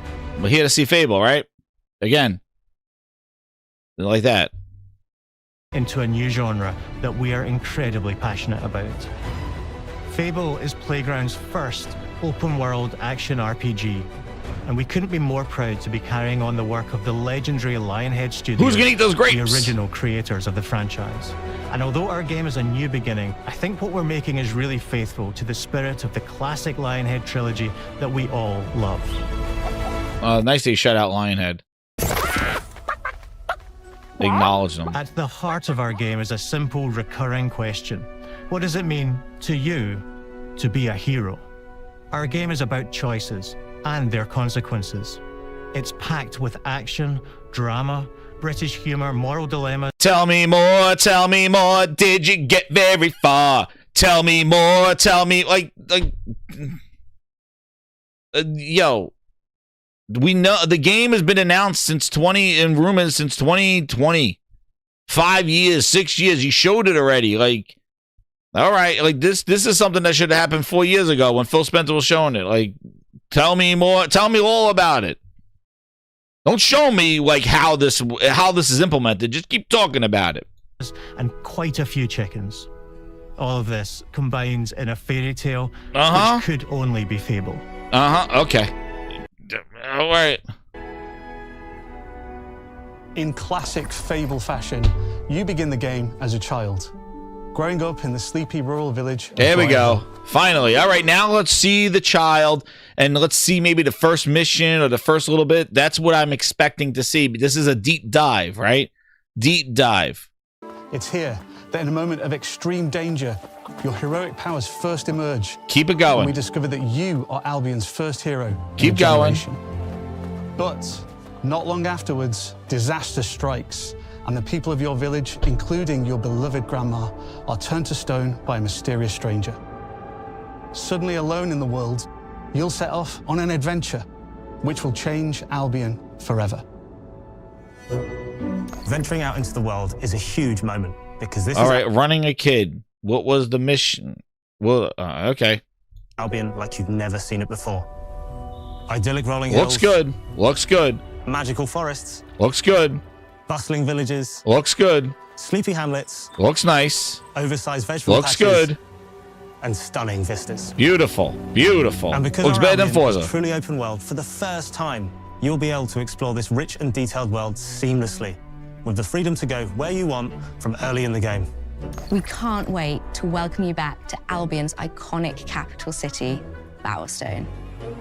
Home to Fairfax Castle, the old clock tower, and the legendary Heroes Guild. It's a huge city, full of contrasts. Rich and poor, nobles and commoners, royalty and criminals. You'll spend plenty of time here during the game as you discover the secrets of the Heroes Guild and its reclusive guildmaster, Humphrey the Golden. Cutscenes look In the good. north of Albion, There you go. you'll find mountains, craggy coastlines, spooky marshes. Like the environments are set, man, but we knew the environments would be awesome because they have made the photogeometry. You know, Forza Horizon, their environments was the game. That's the only thing they pretty much changed throughout all the Horizon games is the environments. It's the world. So we knew the world was gonna look good. Like this looks good. Windswept. The question is can you make an RPG and can you make Fable? That's been the question since this was announced that Playground was making Fable. You know, they thought that another studio like, you know, Bethesda or somebody, not Bethesda, but like, you know, somebody who has an RPG heritage was going to make Fable. But they said Playground, who makes racing games and world environments, open world game racing games, is going to make this. We knew the environments. It's always been, can they make combat, story, choice, you know, missions that are worth a damn, side missions, main missions, storytelling with the combat, leveling up system. You know, can you do all that? That was always the question. Let's see if they answer it. City of Bloodstone. Here you'll meet the leaders of two rival gangs vying for power and uncover the secrets of the sinister but extremely well-organized Cult of Shadows. Our Albion is again, like I you know, if there's nothing that grinds my gears, man, is this off off-screen gameplay stuff. It's like, is everybody sneaking in around with a camera? Like, is everybody just like, you know, whole, like, that's the kind of stuff you get when you go to like E3 and like, oh, I use this my phone to videotape this off center. Like, crafted. I don't like when we need to see the game. This is how they should be talking in the background and showing the game and showing what they're talking about. That's the proper way to reveal these type of games. We've been through this before. We've seen with Starfield. Walking on a planet, then he's in the cockpit, then he's in the ship, and then he's in a plane. Oh, and you'll be doing this, and you'll be seeing this, and this treasure guy will give you this if you do this, and this guy will treat you like this if you answer this. Oh, and now you're on this planet, walking in slow motion. All these quick cuts and all this other stuff. We did not see a straight up get a mission, go do it for 5 minutes, show me the game flow. That's how you want to see with these RPGs. We asked for it. I screamed from the rooftops about Starfield. Why are you not showing it like you used to show it? I did a side-by-side showing how they revealed Fallout 4 versus how they did Starfield. Fallout 4 was you open up the gate and there you go. And he's like, and then you find a ghoul and then you find the dog. And he's talking about it as the guy's playing the game, showing the flow of what we're going to play. Not these quick swipes and these quick things. And we found out what Starfield had all loading screens. It wasn't seamless. It was broken. Things were just walking around. Things would pop up in the distance. We saw all the exposure the week it launched because they did not show the game straight up, and they're not doing it with this. After all the development, it got delayed. This is the deep dive. It's coming out this year. Show us the cycle. Show us the missions. What kind of missions? Let's see if they show it, because I'm seeing a lot of off camera, a lot of talking about what you're going to do. I'm not seeing it in the game. And we've been burnt before with this stuff, especially with Microsoft. They got a reputation to uphold, and this is Fable. There's a lot of expectations. That guy did a good swan song in the beginning. Oh, you're going to do all this. Okay, you're talking. This game is coming out this year. Where is it? Are you still thinking about it? Look at this. First off, look at this. What? First off, I'm already seeing some sort of B-roll here. Look at this map on the left-hand side. What is that telling? What is that? No terrain, no detail. What is this? Sir, what is that little map on the corner? That looks like a placeholder. Is that real? What is this? What is this teaching? What is that? There's nothing on there. There's no trees. There's no rivers. There's no terrain. What is that map on the lower left-hand corner? What is that thing? What is that telling you to do? That looks like the most rudimentary pathway finder I've ever seen. What information is that telling you? That does not look like a detailed place marker at all to tell you where to, like, what's going on. Like, that should be like a real map in the corner, right? This beautiful world.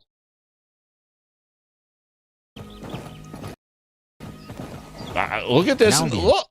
Like, am I lying? Yo, am I tripping? Am I tripping right here? What is this little thing showing you? Heroes are special, different. It's all gray. They're stronger than regular people. Oh, here it is. Did he pull something up? Wait, something was getting pulled up on there. Was it the bridge? They're stronger than regular people. Was that a tree? They're more skillful, more charismatic. They cut it. More importantly, they're those rare humans who can harness and use. Well, maybe that was a bad one. I don't know. They have the power to do what they want. And so do you. In our game, we want you to play as the hero you want to be.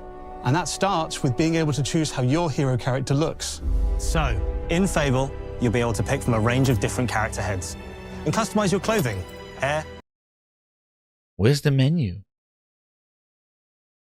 Is there any UI in this game? Or is it all just like... Is it... Yo. I know I'm not tripping here, but it looks like that this is concept. In our game, it says you could choose your outfit. Like, where's the character creator? Where's the menu? We want you to play as the hero you want to be. And that starts with being able to choose how your hero character looks. So, in Fable, you'll be able to pick from a range of different character heads and customize your clothing, hair, skin tone, tattoos, and scars. So the hero you play represents you. Where? But as well as your appearance. Where? It sounds like he's like, oh yeah, this is concept. Where's the UI? This game is supposed to come out this year.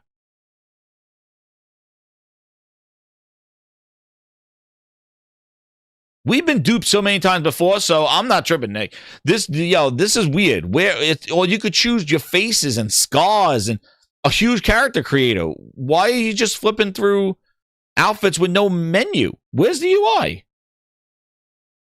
To do what they want. And so do you. In our game, we want you to play as the hero you want to be. The menus are in development, Easy Tone? I don't know. Like, are you seeing the same thing that I'm seeing? Or you think that maybe I should look the other way? Because we've learned before, right? Where's the menu? Character looks. So, in Fable. So this is what I mean. He's saying you could choose faces, all these details he's choosing. And meanwhile, they have somebody standing there and you just hear a menu click and you just see them change their whole outfit. Like their whole body changes. But he's telling you all this detail. Do you hear? It reminds me of the pharmaceutical commercials where they're showing people smiling and hugging each other. And meanwhile, in the background, it's like, oh yeah, have diarrhea, constipation, this thing, this your doctor. They give you all the adverse events while they're all hugging each other. You know what I mean? It just seems like the guy's telling me all this detail, but I'm not seeing it. You'll be able to pick from a range of different character heads and customize your clothing, hair, skin tone, tattoos, and scars. So the hero you play represents you. But as well as your appearance, you can be the hero you want to be through the way you play, through the skills and abilities you learn, and through the weapons you use. Oh, here we go. Some combat. There's a UI. Okay, so there they go. So I guess when you're on the horse, maybe you don't see it. Wow, it looks really good. That looks really good. Look at the lighting and stuff. Yeah, the environments, I tell you, are top notch. Top notch, man. These environments are great. And there's the combat. So, okay, that looks like Fable there. RT, and then you got that stuff. Okay. Trilogy. Heroes. Let's see how this looks. Okay, you got the of strength. Yeah, it does look like Fable combat. Seamlessly blending melee and ranged weapons with magical abilities gives us style-weaving combat, allowing you to show off your personal playstyle against single opponents and large groups of enemies alike. Melee is at the heart of our close quarters combat. You'll use light and heavy combos, often knocking enemies off balance and executing stylish finishers. Swap to your ranged what is weapon to that? What are bypass those enemy bars guard. on top do? Is that your magic or stamina? Or is that block? Maybe that's a parry. Seamlessly blending melee and ranged weapons with magical abilities gives us style-weaving combat, allowing you to show off your personal playstyle. At least they react when they get hit. Against single opponents and large groups of enemies alike. Melee is at the heart of our close quarters combat. You'll This use guy's like a light boss, I and guess. heavy combos, often knocking enemies off balance and executing stylish finishers. Yeah, Fable did do that. They zoom in slow motion. And deal with troublesome flying enemies. And of course, you'll be able to unleash your powerful spells to both manipulate and devastate your opponents. Yeah, the magic effects look a little weak. The guy moves like a woman because they didn't make reanimation. They just give the woman. Easy Tone says the guy moves like a woman because they didn't make the animations. Just gave the woman's animations to the guy. Bro, wait, I gotta check it out when he's walking. I didn't notice that. To be bringing back some fan favorite adversaries for you to fight. Yeah, I have to say, like the environments and I think the combat's looking good. It looks like Fable. I like this part. This is good. This is what I saw when I was talking to when I was doing the thing. I was skipping. Balverines, Hollowfolk, and Trolls. Oh, look at that. They reacted. That's And we're good. adding brand new enemies too, like this fearsome cockatrice, a giant fire-breathing chicken. Each enemy family is different, with their own weaknesses to exploit and defenses to overcome. But with all the unique tools in your combat toolbox, how you defeat your enemies is up to you. Oh, okay. Good. That looks pretty good. Dude, this looks pretty damn good. I like that. The combat, what they're showing, that looks good, and the environments are great. So much more. I just hope they can deliver. Here we go, more people. I want to see more of it. Like, that was good. See, like, you just show the game and the combat and the guy talking. That's great. I like that. Then I could see the flow, not just like a slice, and then we cut to people doing this. So, like, but again, so the combat looks like they got it. They got some of it looks like Fable. The slow motion, the magic effects definitely could use a little bit of buff to them. But I do think that the combat seems pretty solid. The environments look awesome. I think that's the top thing is the environments, but we knew that this team would do that. You talk to people about their favorite memories of the original games. But the map looks sus, and stuff you can do when we still need the story hero. And stuff. The normal, everyday stuff which happen when you interact with the people of Albion. Yeah, this is the important part. Let's see if they can do what I this. remember most vividly are the inhabitants of Albion, and the things you can do with them, or to them. Whoa! Wait, we need a break. Grinders need a light break. Look who's here. RMA is here. RMA. You know what happens when RMA shows up? Seeing unique combat, he says. All right, we got RMA here. I don't mind, get your ass out of here with all the bull you spread. Take a walk, take a walk, take a walk. Get out of here! Shout out, RMA's here. Let's go. Let's see you shake, dance, RMA, dance. This is your music.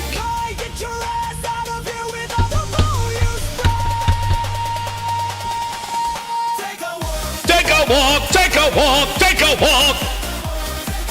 You better be shaking, RMA. You dance for the Grindhouse. Dance.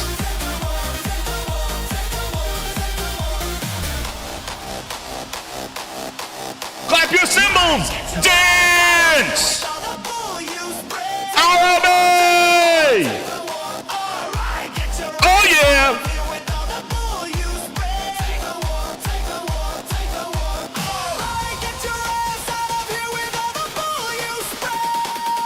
Yeah!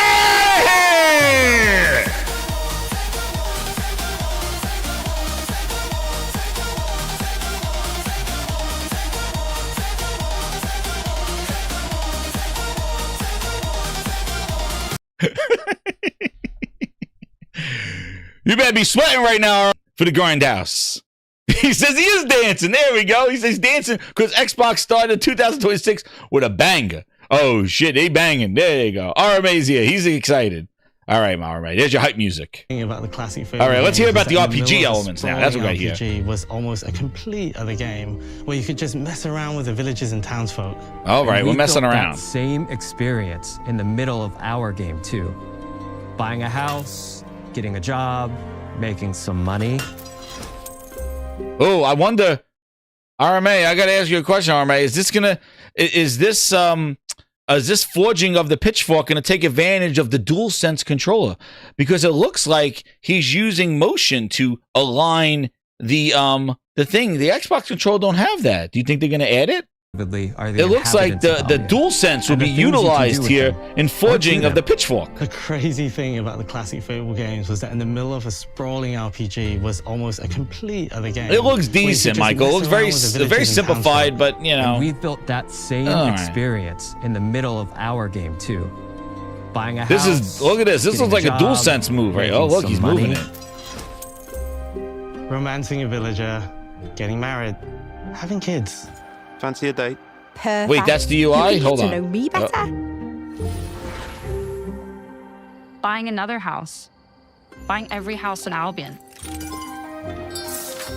Well, RMA, it's a gimmick, but guess what? Xbox devs are spending time making stuff for that gimmick. How does that ruffle your feathers? It's a gimmick, but it seems like they're taking time out to make sure that it's featured in their games. Wow. Now that's low. Buying every So I guess it's not a gimmick for them. business in Albion.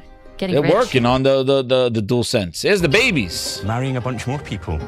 Having a bunch more kids. Probably getting divorced along the way for good measure. Yeah, that happened This to me. game within the game is In the unique game. to Fable. It's systemic, interconnected, and you see the ripple effects of the things you do everywhere you go. And all of this revolves around the people who live in Albion, who we call the living population. There are more than 1,000 of them, and every single one is unique. Each of them has a name, a role, a daily routine, and their own personality. Oh yeah, I see what you're saying. Who said that? Yeah, you're right. They did not give him. He has the animations of the girl. You're right.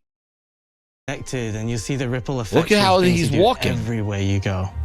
They didn't reanimate And the all man. of this revolves They didn't around the reanimate. people who live in He's Albion, walking like the lady. who we call You're right. the living population.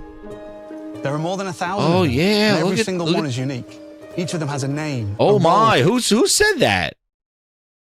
Was it Michael? Who said that they didn't reanimate it? You're right. They must have got the feedback that people didn't want to play as just the girl, and they just did like a male skin on it. They got it. Yeah, you're right. They kept it the same we one. call the living population. There are more than 1,000 of them. Yeah, and every look. single one is Oh unique. yeah, they kept the same Each of them has a animation. name, There you go. a Look role, at that. a daily routine, and their own personality. Easy You can Tone follow mentioned it. any- There you go. Easy Tone, you mentioned one that. of them Yeah, for a look, day they did not and just watch reanimate it. them live their life. He's walking like the lady, the woman. They'll get up, go to work, spend some leisure time on hobbies. I think they got the feedback. I think they got the feedback that they're like people want to do a custom character. I think they probably had her as the main character because that's what they showed, and then they added a custom character to it. Maybe that's why the menu's not ready. And go home to bed. But what's even cooler is that you can talk to every single one of them in fully voiced conversations and interact with them in loads of different ways. Maybe the job they go to is working for you because you hired them to work in one of your businesses. Hey you, working hard? How can I help you, boss? Maybe the bed they sleep in. Yo. Okay. So.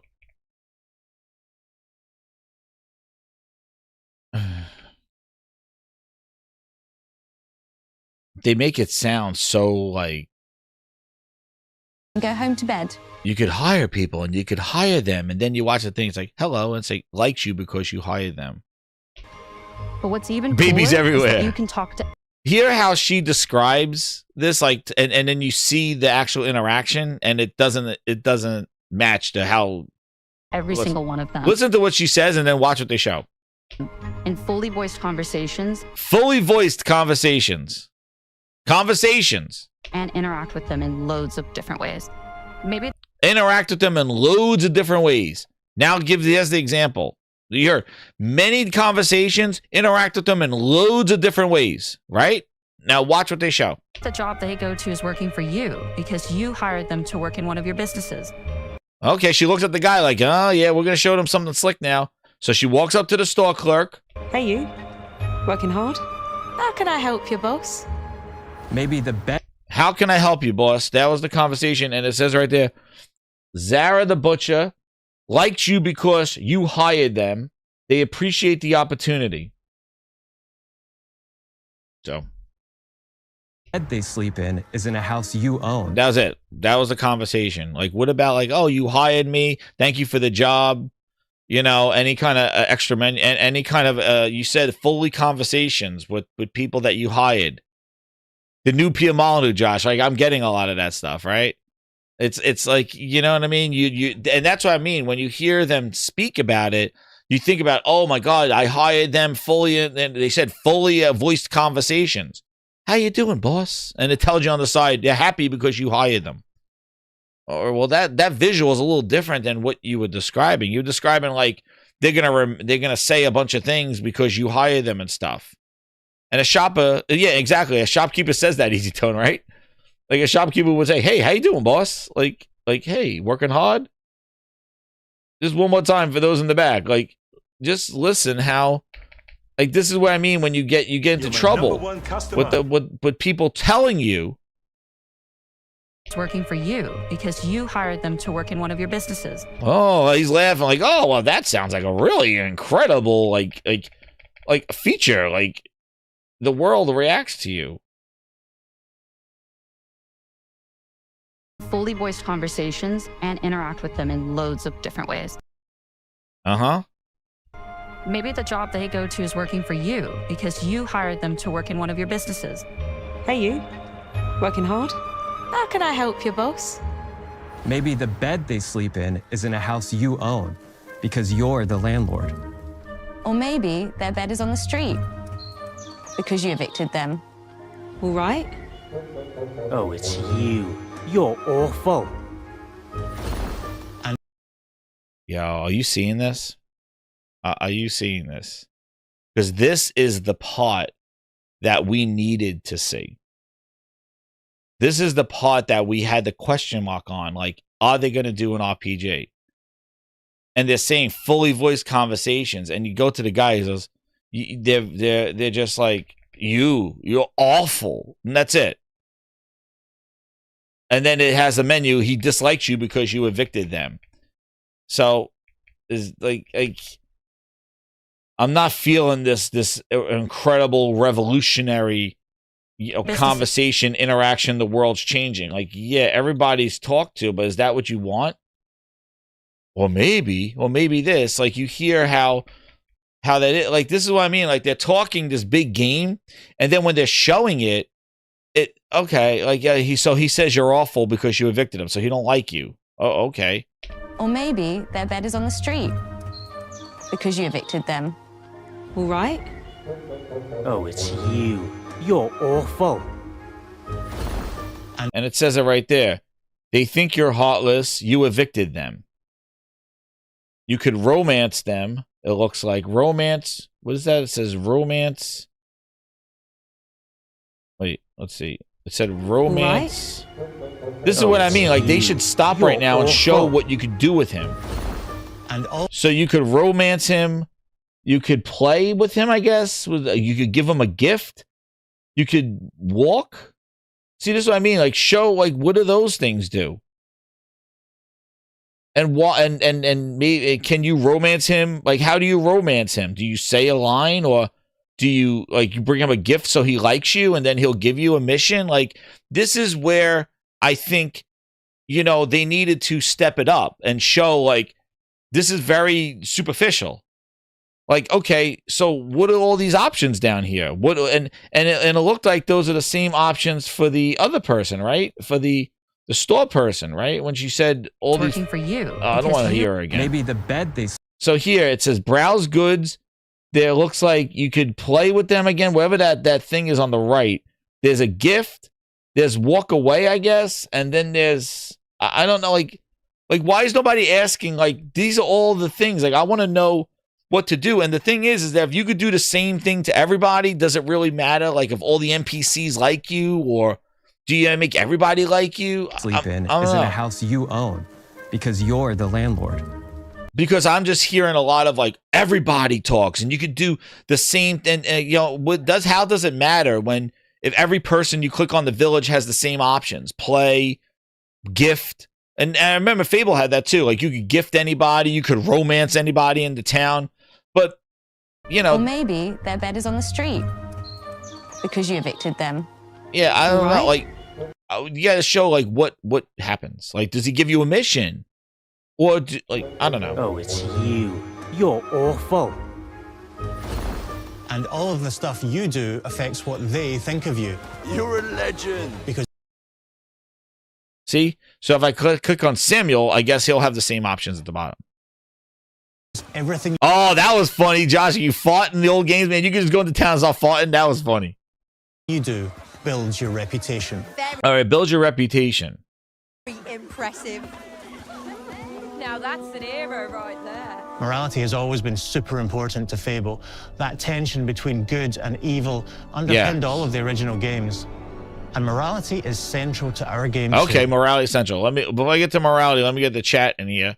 Super chat here from Super Hemi. He goes, yo, my son loves Take a Walk. Hey, man.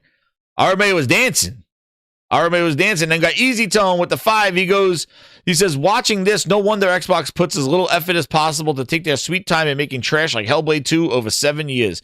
And then we got Plus Ultra with the 2. He said it was like a phenomenon. Oh, yeah, when he said the booty experience. Yeah, he said the booty experience. We had a booty visit. Oh, man. Thank you for the chat, Aaron. Hit that like button, grinders. He kicks the chicken.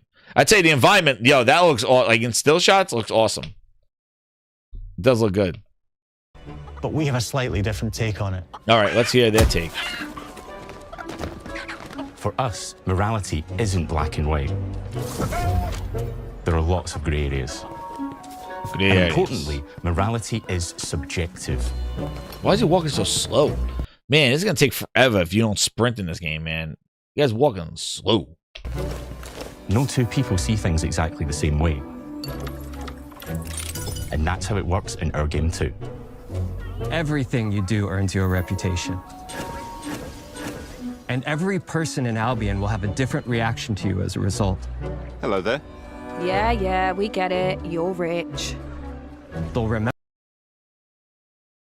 So Esther the merchant, a humble commoner, dislikes you because your reputation's rich tycoon. She thinks you're a rich twat. So you could romance her, give her a gift, or do whatever that other thing is. Play? Or give a ball or something? I don't know what it is. All right.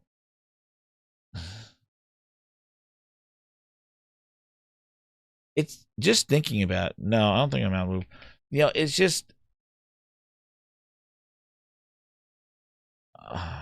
the reputation is interesting, and I know, but like we're in 2026, like there should be.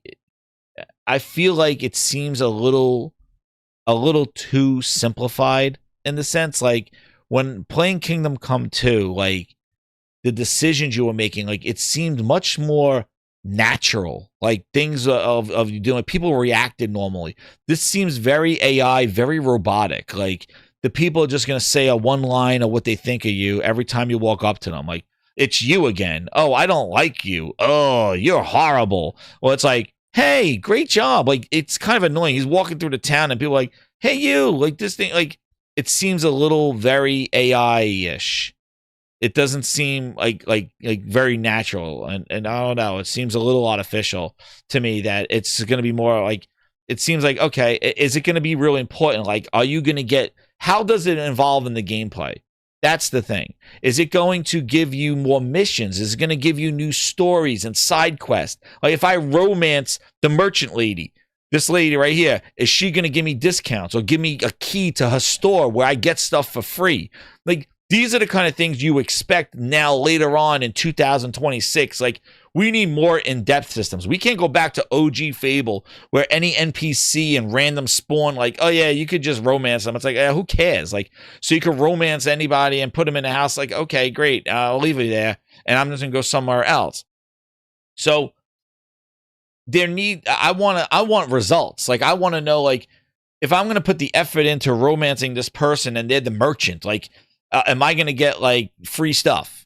Or if I'm going to romance somebody that's in the governor or in that thing, is that, or if I betray somebody in, the government, then they're going to have like, they're going to make false claims on me. Like, those are the thing. Like, yeah, like Mango says, you'll get hearts, smiles, or frowns. Like, does it really matter, Mango? Like, that's the thing. Like, does that mean anything? I want to see, like, what is the next step to this? Like, we've spent so long. Fable needs to evolve. Like, that's the kind of stuff. Like, we need to see the next level. That's what I would expect. Like, we waited so long. I don't want just co-pilot prompts as I'm walking through a town. They don't like you because you have money. It's like, oh, okay. So what happens? Do they then, like, do I get robbed? If I'm walking around town with a lot of money, does that mean that now I'm prone to getting robbed? Is that something that could happen? I want actionable items to what's going on, because why would you invest in trying to romance or doing stuff if there's no repercussions? It's just because you get a bunch of smiley faces or frowns, or people charge you more. Like, I want to know the systems and how deep it goes. Like, that's what you want. And is that asking too much? Because the thing is that I don't think it's asking too much, because if that's, then, because my first thing is why do I want to romance or gift something to this NPC? Why? What is the benefit do I get? And that's where I think they need to show more depth. They're not even showing what the menus do. Like it's very superficial, very generic. Like Get it? You're rich. they're like, oh, they're gonna react to everything you do, and she just goes, oh, I get it, you're rich. It's like, oh, okay, like, is that supposed to be like generational, incredible, next gen interactions? You know, because I'm not seeing like speech prompts or anything like that either. You know, I'm not seeing deep conversations. When you pull up to somebody like here, I'm seeing the same menu on the side with the same options. Gift, romance, or this. Hello there. Yeah, we get it. You're rich. They'll remember things you did directly to them. They'll love you or hate you for the choices you make. And they will always tell you why. Although, usually from a safe distance. Our game will never judge you, but the people of Albion will, loudly. Imbecile. Your reputation is created by the choices you make, and you are going to make a lot of them. Big choices, little choices, moral choices, and some choices that will actually change the landscape of Albion for the rest of your game. Okay. But the thing is like, that's what I'm just saying. Like, so you made a bad choice. Maybe you robbed, you killed something or did something. So the guy in the town just says imbecile as you walk by? Or hate you for... And they keep saying it. Like, so why? So if they hate me, then what happens? Does my crime level go up? What happens? Or just people just say like AI prompts to me? It's a lot of big talk, a lot of promises. And I'm not liking all the talking from them and not showing it in the game. This could happen, and maybe this, and you could do this, and you could do this, because we heard that from Todd Howard. All the Starfield stuff you can do, and look what happened. Game of the generation. This needs to be a 10 out of 10, said Mr. Yellow Chair. And he's already calling this Game of the Year. What you saw is Game of the Year, dude? I don't think so right now. They got a lot to show. This needs a whole other showcase after the June show to show the how deep this RPG goes, because that's what people want as Fable. They don't just AI prompts as you're walking through town like that. What is that? What happens then? Like, am I tripping again? Like, I don't know. Am I tripping? Because I'm not seeing the things that we needed to see from them. This is their first RPG. Where are the RPG elements?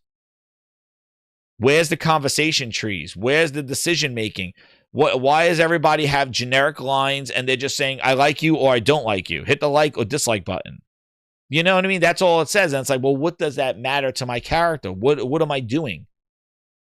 So if everybody hates me, I don't want everybody to hate me, then you'll go to jail very frequently. They'll think you'll go in, you're a rich tyrant, she says. Rich. Yeah, so I'm a rich tycoon. So if I'm walking into town flaunting all my stuff, and do people react to what you wear? Because that's what they did in Kingdom Come 2. If you didn't shower, or if you didn't wear certain outfits, or you were covered in blood after you create a crime, people would not talk to you. There'll be less prompts. There'll be less interaction. People will say things that they'll look suspicious. They'll have cops trail you. You'll have security trail you in a town if you show up and you're all dirty from not taking a shower and cleaning your clothes. That's why you need to get shampoo and clean in a lake. There were so many different repercussions in Kingdom Come 2 that this is what I was talking about, where this is what RPGs are doing now. You know, people react differently. If you're wearing that outfit, people saying, look at this rich bitch, I'm not going to talk to him, or I'm going to charge him more money. Like, are they reacting realistically, or is it just like The Sims? That's how oh shit. I feel like this is like The Sims. You make your sim have a little smile over their head, or they look down. It reminds me of The Sims. There were so many levels to Kingdom Come 2 in that kind of RPG. But like, yeah, if you were covered in blood and committed a crime, or you stole somebody's clothes, I don't know what bookmark is. I think you're bookmarking the person. But it reminds me of The Sims. Like, I'm supposed to make everybody have smiley faces over their head. But for what? That's the next step. Why you like everybody reacts to you? Okay. And next, they react to me, they like me, and then, they don't like me, and then, no, we're stopping at, they all like you or dislike you. And you can make them like you or dislike you. And it's like, why? Exactly. Pandaful. Facts. Why would a merchant not like me because I have money? A merchant she would want to charge me more. Right? Shouldn't a merchant love a rich tycoon? Why would a merchant not like somebody with money? They'd rather have a poor? It is Sims-like. That's what I feel like. And I don't know. I think you could bookmark the person, and so like you could track her. You put a tracker on her so that you could like, because I'm sure there's so many NPCs, you could just track them. But yeah, I would say, oh, well, she knows I have money, so I would want to dress up as a poor person. It says she's a merchant. It says Esther the Merchant. That's what it says. Why would they call her Esther the Merchant if she's not the merchant? Is that her last name? I don't know. Remember things you did directly to them. They'll love you or hate you for the Why? choices you make. And they will always tell you why. Although, usually from a safe distance. Our game will never judge you, but the people of Albion will, loudly.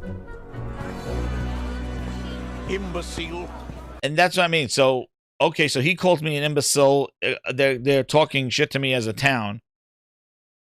So what happens? Like, I can't buy stuff from the store? Like, in Kingdom Come 2, again, I would say, you go to the store and you rob the store. That person remembers you. You can't buy from them. You go steal them from the store. He's the Lady of the Night Merchant, but you buy something from the store.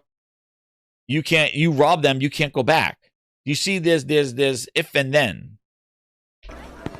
Your reputation is created by the choices you make. Okay. And you are going to Why? make a lot of them. Big choices. Just call out from the bleachers. Like, it reminds me so much of like The Sims or just AI prompts as you're walking through. Like, I need to know the reason why, because that's the game that we're playing, right? You know, likes or dislikes. Like, imagine if I just did this show and I wouldn't see any context, any kind of words from you, and I'll just see a thumb or a thumb down. That's what this, and it's like, well, why? Why am I getting a thumb down? Why am I getting a thumb? Like, there's no context. Like, what's the next step? Choices. And he's Moral talking choices. again. Where's all this choice stuff? What choices are you going to do? Because I haven't seen any choice in here. I've seen people just react. But what are my choices? Because the prompts that you're showing, there's nothing different. Show me. Exactly. It's very frustrating. All these choices. Well, what choices? You haven't shown one choice in this whole entire dialogue. You talk about it, but what choices? Every conversation that you're pulling up is the same option. Gift, kick them out, do this. Like, are they just menu prompts? Do you want to kick them out? Yes. Well, like, do you like punch them? Can you swing your weapon in town? Can you kill people?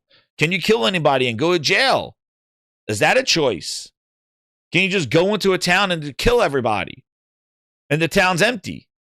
Is that what you can do? Can you swing your sword in town?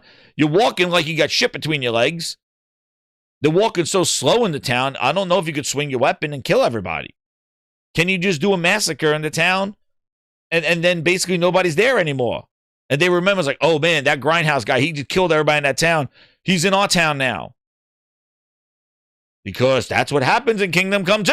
Like, when 2026, RPGs are doing stuff that, like permadeaths, and we're doing this. But that's a choice. We haven't seen a choice at all in this. And that was the whole essence of Fable, is choice. Is this, and I think it goes to like what Mooch was saying last night, like in the sense of like, is this made for the modern gamer? When you have RPGs out there that have so many different levels of stuff. Is something presented very shallow like this? Is that something like that was cool to romance everybody in 2015? What a game. But now can you do it? Like, is it something that matters now? And I think it's a fair question to ask. And some choices that will actually change the landscape of Albion for the rest of your game. All right, interesting. We call this idea, your choices change the world. Let's give you an example. Yes, please. Early in the game, you'll meet... All right, let's see this example now. Maybe now they're going to answer my questions. Maybe I prematurely got excited. Let's see. A character named Dave, an egotistical gardener in a rural village who discovers a magical growth formula. He accidentally turns himself into a giant and becomes a big problem. It'll be your job to deal with him, and ultimately it will be your choice whether to kill him or to spare him. If you kill him, his giant corpse will lie on the farmland just outside of town for the rest of the game. And that is going to affect house prices. It will also affect what a lot of the villagers think about you. Especially Dave's sister. In Fable, the choices you make will define you. What does being a hero mean to you? Wow. What? Wait, what? Wait a second. So it sounds like there's a main mission where at the end of that mission, you decide to either kill the giant or spare the giant. If you kill him, his body lays there and the house prices go up. And then the people don't like you. Okay. That's it. A-B choice. We yet to see what an A-B choice menu looks like. Is it press B to kill, A to do this? That's their example. Because wasn't that a game element in Fallout 3 with Megaton? You had to do a whole bunch of missions, and it's like, oh, do you let you let the atom bomb blow up and the whole town blows up and you don't get any missions? Your whole mission tree ends from Megaton. All those people there are done because you chose to blow it up. Or you choose to save Megaton and leave it there. This is Fallout 3. Fallout 3. You know when that came out? Before Fallout 4 and Fallout, the other Fallout and Starfield. Fallout 3 with Megaton. There was a decision in the beginning of the game. I'm assuming that giant mission is probably one of the first missions you do. Because that's the one that they showed when they showed the game 3 years ago. And I'm sure that's your first choice, whether you kill the giant or don't kill the giant. And the difference is that house prices go up and they don't like you. And what happens? That's it? That the people just don't like you? Do they give you a hard time? Do you go into jail? Do they arrest you? Do they rob you? Like, they just don't like you. I don't know. Like, we seem to be missing. We haven't seen any choices from anything. Like, can you just go around killing people, or is it a rehearsed A-B choice? Like Savage says. Savage Web says. The just like key points of like choose A or choose B, and then we'll see what happens. All right, mission another mission. Choose A or B, see what happens. This affects your reputation. Or can you do stuff in the in and out day-to-day stuff that affects your reputation? Go around kicking chickens, killing people. Can you do that? That's the freedom that you should be talking about. But again. Let's give you an example. Early in the game, you'll meet Early in the game, he says. So I'm assuming it's the first mission. Character named Dave, an egotistical gardener in a rural village who discovers a magical growth formula. He accidentally turns himself into a giant and becomes a big problem. It'll be your job to deal with him, and ultimately it will be your choice whether to kill him or to spare him. If you kill him, his giant corpse will lie on the farmland just outside of town for the rest of the game. And that is going to affect house prices. It will also affect what a lot of the villagers think about you. Especially Dave's sister. In Fable, the choices you make will define you. What does being a hero mean to you? At Playground Games, we've built a pedigree for beautiful, immersive, open-world experiences. Yes, they've typically involved sports cars, but this is a passion project for all of us here.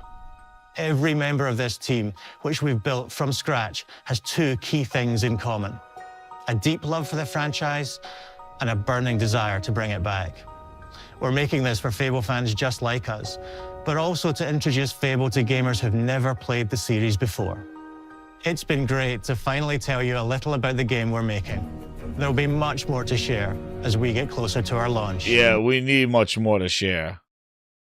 We need a lot more to share. So I'm hoping that they do this again after the June showcase. They highlight Fable and really, because this game needs it. You know, this game needs it. Gears, I don't think needs after show. Gears you could show during the June showcase. The after show needs to be Fable because it was Outer Worlds. it was Call of Duty the year before, and it was Starfield the year before that. Fable needs a post-show with a deep dive into the decision-making and the skill tree, all the RPG elements that they seem not to include here in this initial deep dive.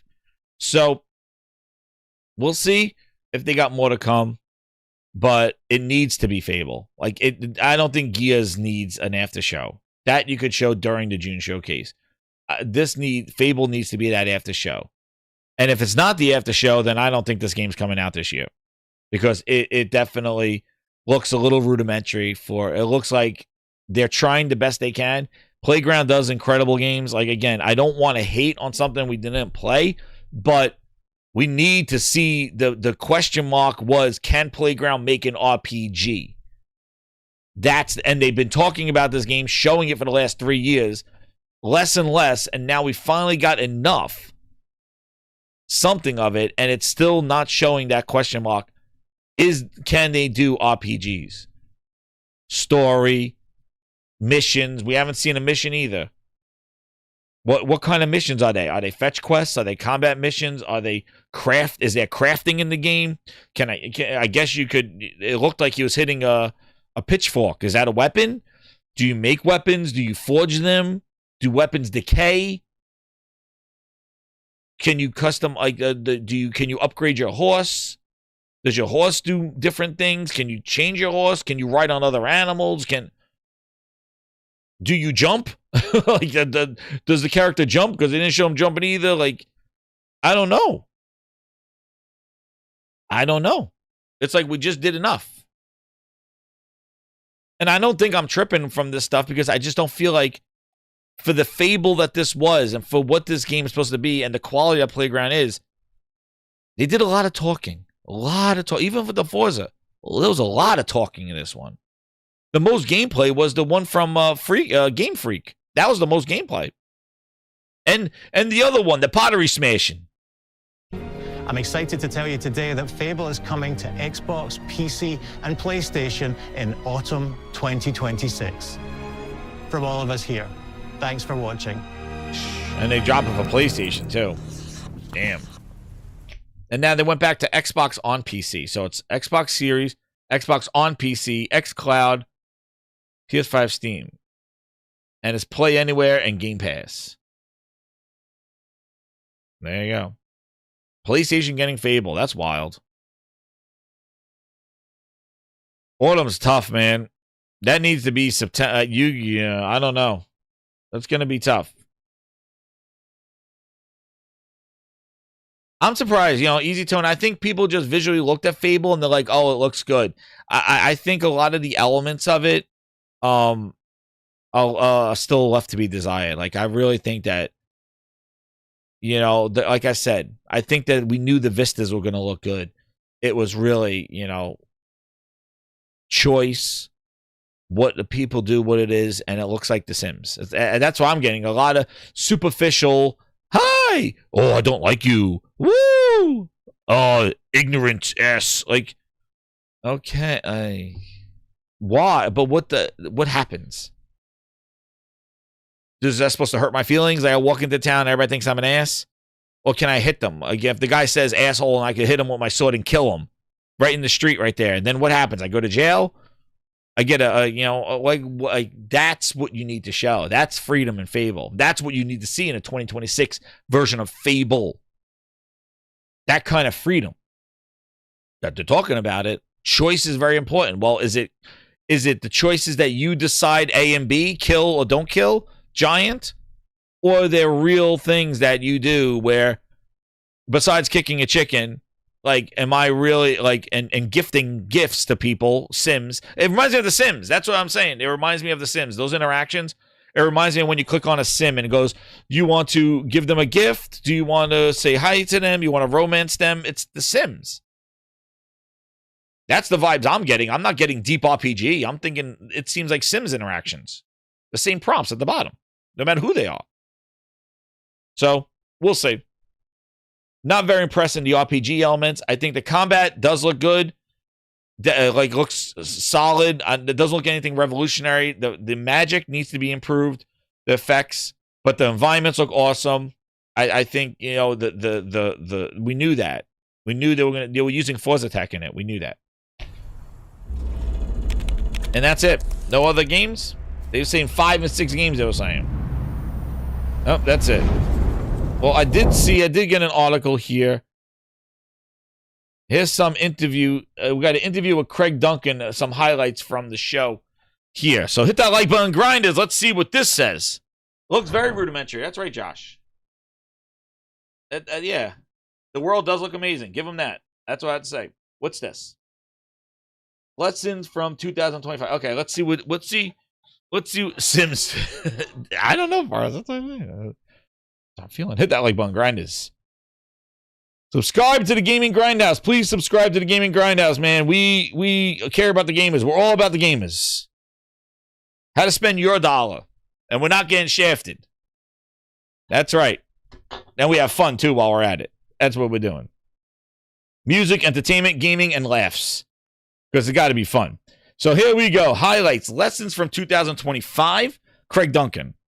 Planned around GTA 6 release. Why some games are day one for PlayStation and others aren't. An update on State of Decay 3. Oh, my God. They thought that mystery game was going to be State of Decay 3. Oh, man. Let's see what we're doing here, grinders. Let's see what we're doing here. Where's my thing? Let's go here. You guys, I cannot get. Who's this lady? What's going on here? Let's see what those likes at. I don't see the likes. Oh, 81. I'll hit that. Let's go on. Let's get to 100 grinders. Let's go. All right. Let's see what he has to say here. Okay. Question 1. Did Xbox learn any key lessons about how early announcement projects or how it tracks key production milestones after going through this difficult process? Craig Duncun says we're always looking on how everything is going, whether everything is set up well. Yeah, it's so funny after they talk about after Fable, because I think they announced Fable too early. We made some difficult choices, some of them the job of managing the game's portfolio and a number of studios. Sometimes business decisions have to be made. And with a wide reach and impact, we don't like doing that. So the lesson is, how do we make sure that we don't have to do that? Okay. Very generic answer. After a generation spent grappling the narrative, Xbox has no games. Is it gratifying to deliver such strong lineups? I think we shipped 15 unique projects coming out of game studios. Some were single platform, some were multi-platform.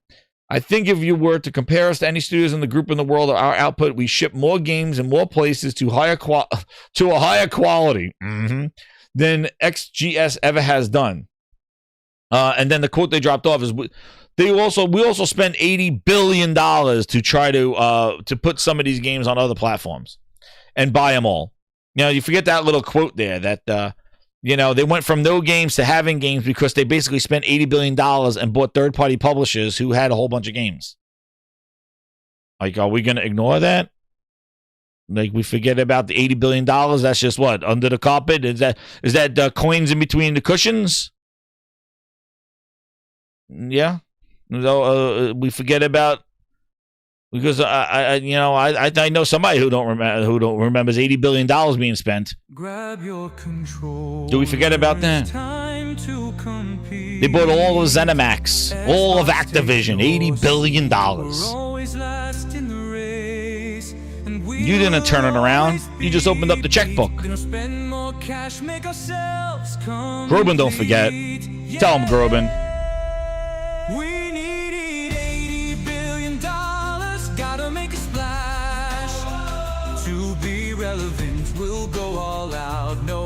This was an Xbox fan interview.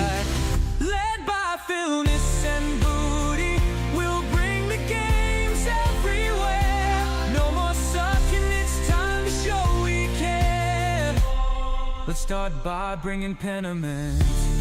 See if thieves high fire. Oh, we forget about those. Pentiment? The year of Pentiment. Don't matter anymore. And then way when we get Starfield ready for the pitch. Big booty Bobby. Walked out with the bag, and now we're left with all these IPs. What the hell are we supposed to do? Groban, don't forget. Let's see what else. Yeah, whatever about announcing projects are difficult too early, dude. Yeah, and you asked about State of Decay. GTA 6 impacting Xbox's plans, or is this something you're thinking about?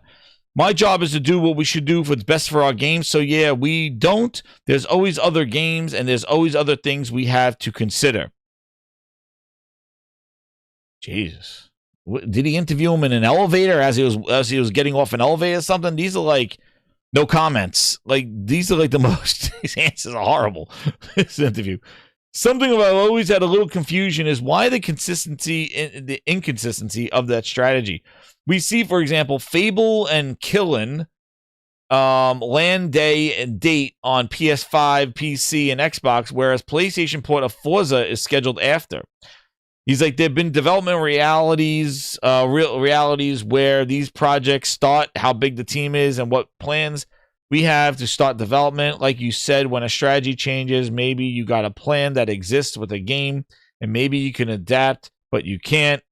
So that's why. And to be clear, it's totally fair feedback. Sometimes we're inconsistent. They're learning. You see some games in one place, some games in multiple places. Just know that we're going to work on that, and we're going to try to be more consistent with what we do. Okay. Yeah, I guess that means it's all coming on PlayStation. That's what he's saying. I think they're over the hump. I think what happened was I think they basically took Playground and they said, "Hey, we got a choice here. Do we make the PlayStation version of Fable and probably delay it, or do we have them work on the PlayStation version of Forza?" Considering they just got Forza Horizon 5, I think it's smart to wait on Forza Horizon 6. I think Forza Horizon 6 coming in May for the PlayStation, I think it's still too soon. Like I said, I'm not seeing huge differences besides the cherry blossoms and Mount Fuji in the background for people to say, I want to buy Forza Horizon 6 when you just got 5 on your platform last year. Now, for the Xbox and PC group, they're due for a Forza 6. It's been a while since Forza 5. So those guys can get it. But I think PlayStation, they're good with Forza Horizon 5. I don't think they're going to just drop. Like, it's not like a Madden. Like, oh, now I'm going to get Forza 6 because the new roster, the cherry blossoms. I don't know. But May would have been a good time. But again, April, May, you got Saros and you got Marvel Token. So I think they're smart there too. April and May is Sony games. You got Saros and you got Token Fight. You got the Token game. I think coming out over there. No, and Marathon as well. So like you got Marathon. I think Token Fight is supposed to come out too. Am I mistaken? Maybe I'm mistaken. But you got like Saros over there too. So like, yeah. So, you know, it's, and 007. Yeah, 007 as well. But it's going to be a crazy year of games, dude. It's going to be crazy. So they're going to be balanced. Would you like to see Xbox Game Studios get to a place where all its first-party releases are landing across... Oh, he just asked them that straight up. So we may lead to a bit of optionality, which to say is we're only in a position to release a game on a platform and not have it show up really well. Then I think we wouldn't do that. Oh, he's saying we got to make sure. Yeah, because you're back in the business of selling games. So Token sometime this year, but not May. Okay. You're in the business of selling games. So you can't say if the game's not going to show up well, then we can't say it. Then I think we would do that. I think we would have a conversation internally. Hey, unless we can go do it really well, do the right thing by those players. Dude, it's crazy. What's crazy is those are the conversations they should have been having when they dropped Hellblade at 30 frames and Starfield at 30 frames. Even Redfall at 30 frames. When people were screaming, we don't want Redfall at 30 frames, they still released it because it was Game Pass fodder. They said, oh, it's going to Game Pass, so you get 30 frames. Don't you think it's so strange that they put these games out at 30 frames? They say it's developer decisions, all this other stuff, and then when it goes to PlayStation, all of a sudden, 60 frames in Starfield, 60 frames in Hellblade 2. Avowed was delayed. Their holiday update was delayed so they could get it out for PlayStation anniversary. Like, why are you not saying that when you're bringing it to your own platform of Xbox? Why? No, but when you put it on PlayStation now, you got to make sure it's feature intact, right? Token's gonna be awesome. I love playing Token. Token was awesome. He says, because teams are only set size, we have a certain amount of ultimately down to resourcing. Yeah, with them laying off everybody, that sucks there. Not everything is limitless, so just want to do the best job by each platform, each game. So in that world, sometimes we'll maintain optionality. Oh man, we got new terms here all the time. Optionality, new term for the Grindhouse. Optionality, they call it. Like Zoink. Not exclusivity. It's called optionality. Optionality. Bass is fucking raw shit. Raw chicken. It's raw. Optionality. They look raw. Look at some of these raw, words. Carol. Fucking raw. Fuck off. And by the way, it's raw. We'll maintain optionality. You mean exclusivity? Oh, no. Phil says we can't say that anymore. Optionality, it's called. We're going to go optionality. Yo. Yeah, they come up with some bullshit there. They put seasonality and Halo Infinite with seasonality. We got optionality. You know what I got? Bullshitality. That's what you guys are. Bullshitality. They had seasonality when it was coming. Oh, we got to attain seasonality in Halo Infinite. We got to make sure that we try to get content out at least every season. We can't have a 6-month season. Dude, they had a half-a-year season in Halo Infinite because they couldn't achieve seasonality. Now it's optionality. When a game doesn't go to PlayStation because they don't have the team ready, it's called optionality. Bullshitality. Some games, we might go PC first and might go console first. Yeah. Who's jacking them up? Yo, dude, don't you bullshit anybody. Console first. Console first. When is the last time that you went Xbox console first? For 6 years, I taught you how to go for the W. You could have been one of the greats. And now look at yourself. Yo. You're not even a has-been. You're a never was. Towerborn was on PC exclusively and not on any console. Others, we might go console first. Bullshit. What console? Do you think the thing that they had the take it away sale in Best Buy? Take it away. You think that's the one? You console first. Shit. Yo. Dude, he's fucking smoking something. Yo, they got him in an elevator, dude. He was going about to get his 9 o'clock dinner reservation. They said, sir, you have a time for an interview? He goes, yeah, whatever horse shit you got to talk about. No comment. Grounded is a really good example of this. We launched it in game preview on Steam and PC. Yeah, they would avoid the PC market and just put it on console. Yeah. Well, yo. And these are these dopes doing these interviews. Who interviewed them? Games Radar. How would listen? If this man coming out of the elevator said, I have time for an interview. First off, I would say, dude, what the fuck is optionality? That's some horse shit. I never heard that word before. Stop making shit up. That's what I would say to this man in my first interview. I'd say, stop jerking me around with optionality. That's some horse shit. I never heard that before. That's some clown talk. And then, how is the next question here? When this person in the elevator is staring at me and I said, sir, let me ask you a question from my Games Radar article. This is the gaming media for you. So in that world, sometimes we'll maintain optionality. And I'll say, sir, what the fuck is optionality? And then after he answered that question, he would then continue and say, some games, we might go PC first. Other games, we might go console first. And I would say, whoa. Before you get off the elevator, sir, what game is going to be console first? What game has ever been console first? Can you give me any more details? That would be the next question. What games would you go console first? What games are console first? We might go console first. When was the last console first game?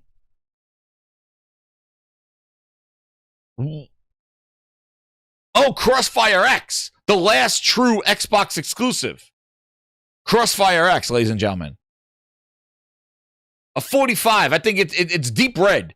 That's how that review score is. It was maroon. That's how low that score was. They said, no, this shit can't be red. This got to be dark red. This got to be like a maroon color.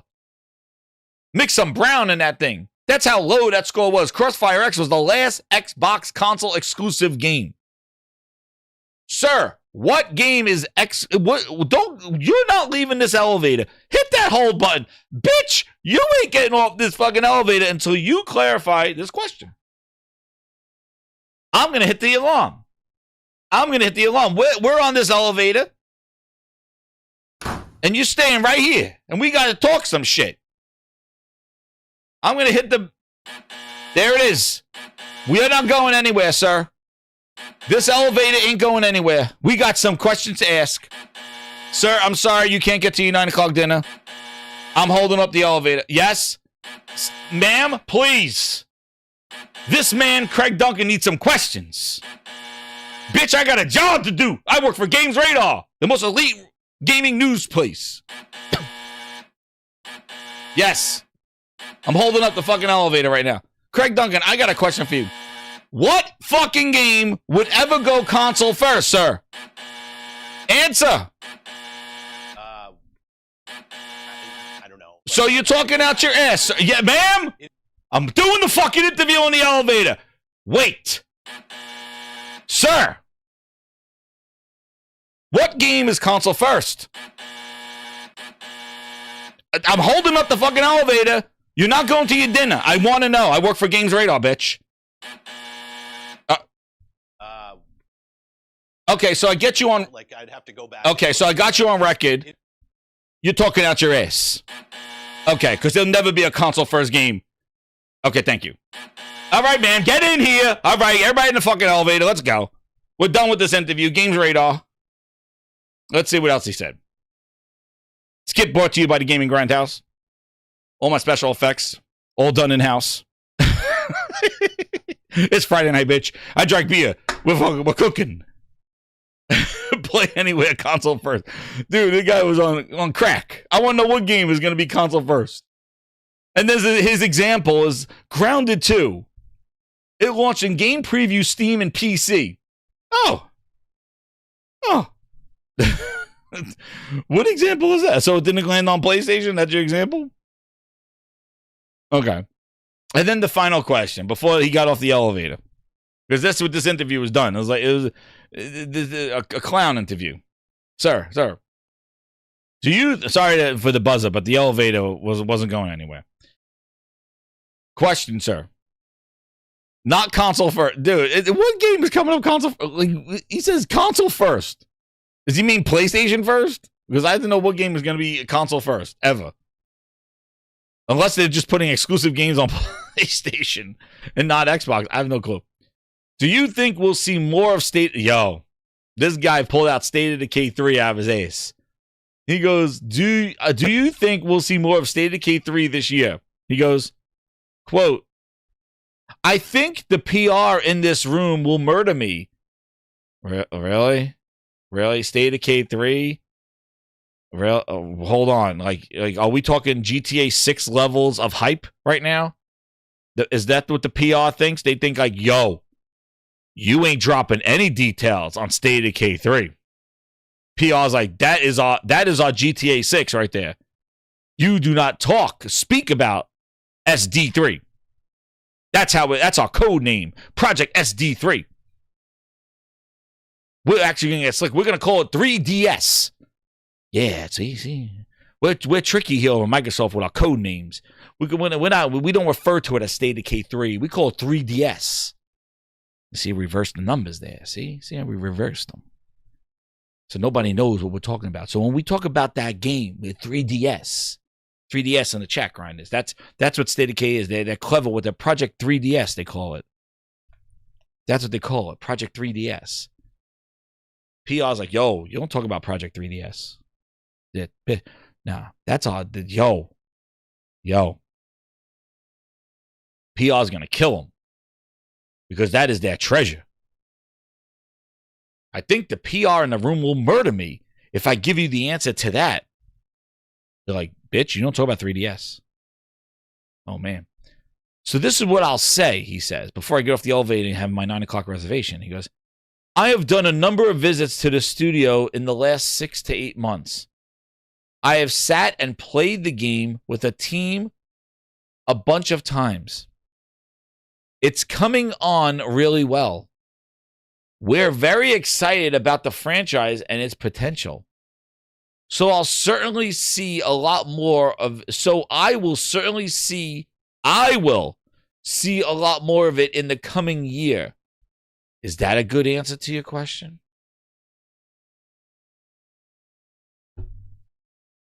So no. Like, the answer is no. He didn't ask if you will see it. Like, that's why, hold on. Fucking, you're not getting away with that horse shit. Listen.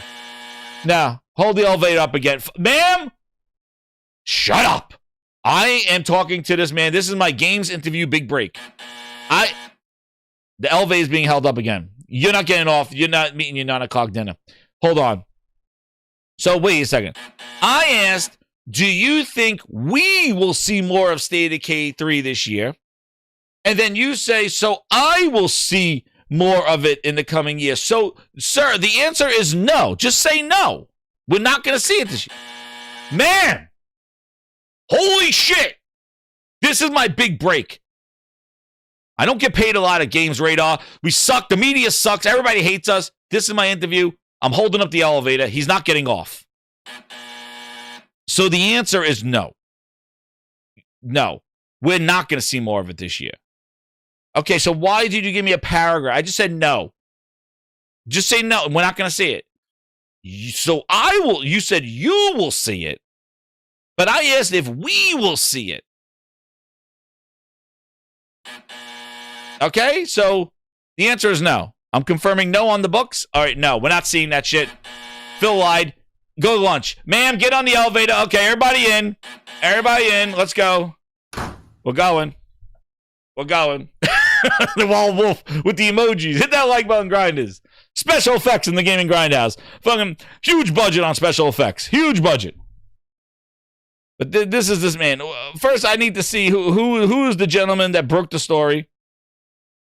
Well, wait a second. Where is it? Is it opening? Why is their website loading up so crazy? Where is he? Exclusive. Josh West. Josh West. Stop with the thing. Here he is. This man. Well, wait a second. This man, Josh West. Big interview. He's the man who held up the elevator and had this big interview. He works for the BBC. Oh, shit, Paul, it's Phil. I don't know. Like, he's over 18 years experience. He's been awarded with the B.A. Hans in journalism and feature writing. Josh has contributed to world-leading game entertainment. If you have 18 years experience, how did you let this man get away with playing you like that? He basically said no. Josh, the editor, you shouldn't let him leave that elevator when you interviewed him. Exclusive interview. Exclusive interview. And you let that man talk you some nothing burgers. You let him get away with that. Was that your final question?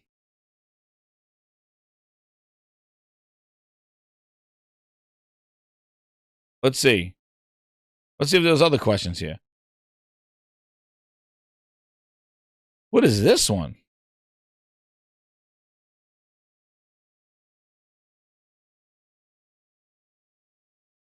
See? I'm not surprised, although I think Xbox release calendar was a little congested. Xbox Game Studios released 3 games in August and 3 in October, for example. We had some moments that we're on top of ourselves. I think back October, we had Ninja Gaiden, Outer Worlds, and Keeper. Dude, didn't I just say that? And the ROG Ally and Halo Campaign Evolved announcement on top of that. Yeah, like all those games I just mentioned on Credible Games, we went into that period going, okay, we think all for different people. Well, did that work out? Did it work out that they were all for different people? Because I think they all went by the wayside. I don't think it was a smart strategy at all. Yep. And now they got to recalibrate. Oh, man, dude, that Fable getting delayed. That's what happens when you spend $80 billion on ownership. You got a lot of things. Like, you know, did they ever think about it? Who knows? But grind this. What? Holy crap. Yo. My voice made that wild. Yo, Friday nights are wild here at the Gaming Grindhouse. Hit that like button, man. We're going wild in here. Everything was going crazy. But yeah, so that was the interview of interviews. Oh, wait a second. Do we have? Hold on. I think we should do a little bonus coverage here. I think we gotta let this play out. Do we let this play? Because we're very transparent about the deals. We're like, well, we're pitching this publisher next week, and that last publisher that we pitched to last week, they passed on us. And so, you know, they've heard all these stories. I think they're probably looking forward to not hearing those stories anymore. Up, right? And so I'm not trying to chase anybody away. That's not trying to be classic, right? This classic. Hit that like button. And suddenly it starts to pick up traction, and you're like, hey, this thing is going big. I think you've got a choice as a person to make. The reality is that once something is kind of in these walls, Double Fine owns it. We have always, as a company, said that we don't own the ideas until we actually produce them in the Amnesia Fortnite game jam. But before people submit them, they work on them in their own time, on their own computers. And they do, at some point, tell the ideas. And a lot of them don't get selected. And we've always maintained that we don't own those. Yeah, we're going to have to sort through that. Because I don't know, someday down the road, we might want to go back and say, hi. And that's the freeze frame. Grinders. What a show of shows. The Grindhouse is back. Gaming Grindhouse season has begun. So hit that like button. Subscribe if you're new. Dude, we have blast. We have fun. It is great entertainment, and hopefully you guys and girls love all this stuff. Music, and I got music for you too. But grinders, keep it locked here. I'm going to be snowed in for the next 3 days, so expect some gaming grinds. Maybe I go live, but I'll definitely be gaming and grinding. So if you like that, what I do is we do a game and grind here if you're new here. So basically I stream a game, and we kind of chat, have a podcast, talk about some topics as I'm playing a game, and we have skits. It's fun. I do all fun stuff while we're doing that stuff. So, what do I have to watch? Nah, I like ending it on shifting. Well, I can cover this video now that I have it right here too. So definitely hit that like button, share it out, hit the hype meter, whatever that hype button is. Because I had a couple of weeks where it was the holidays and my videos weren't getting up there.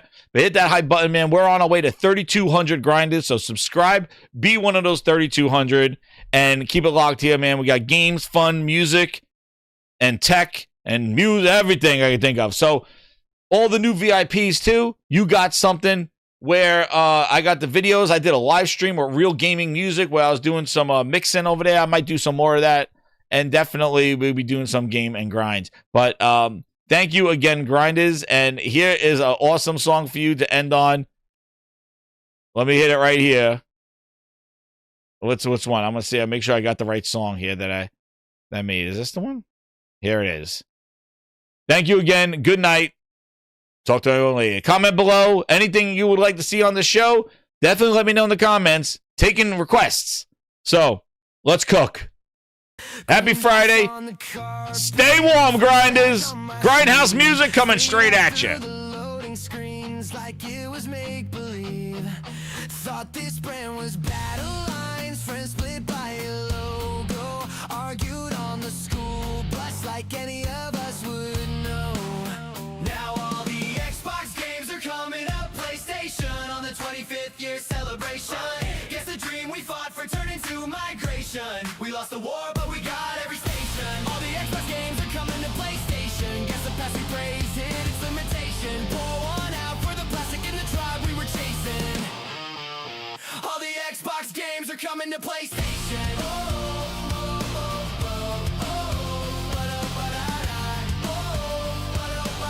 And all the Xbox games are coming to PlayStation.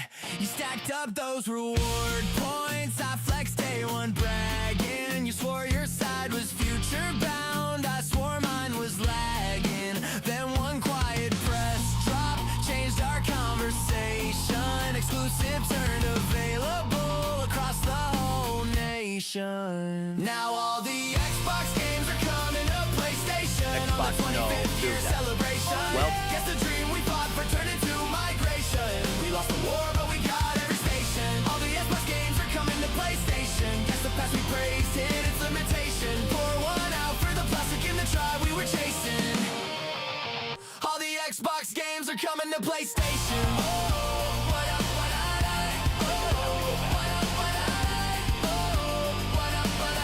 All the Xbox games are coming to PlayStation.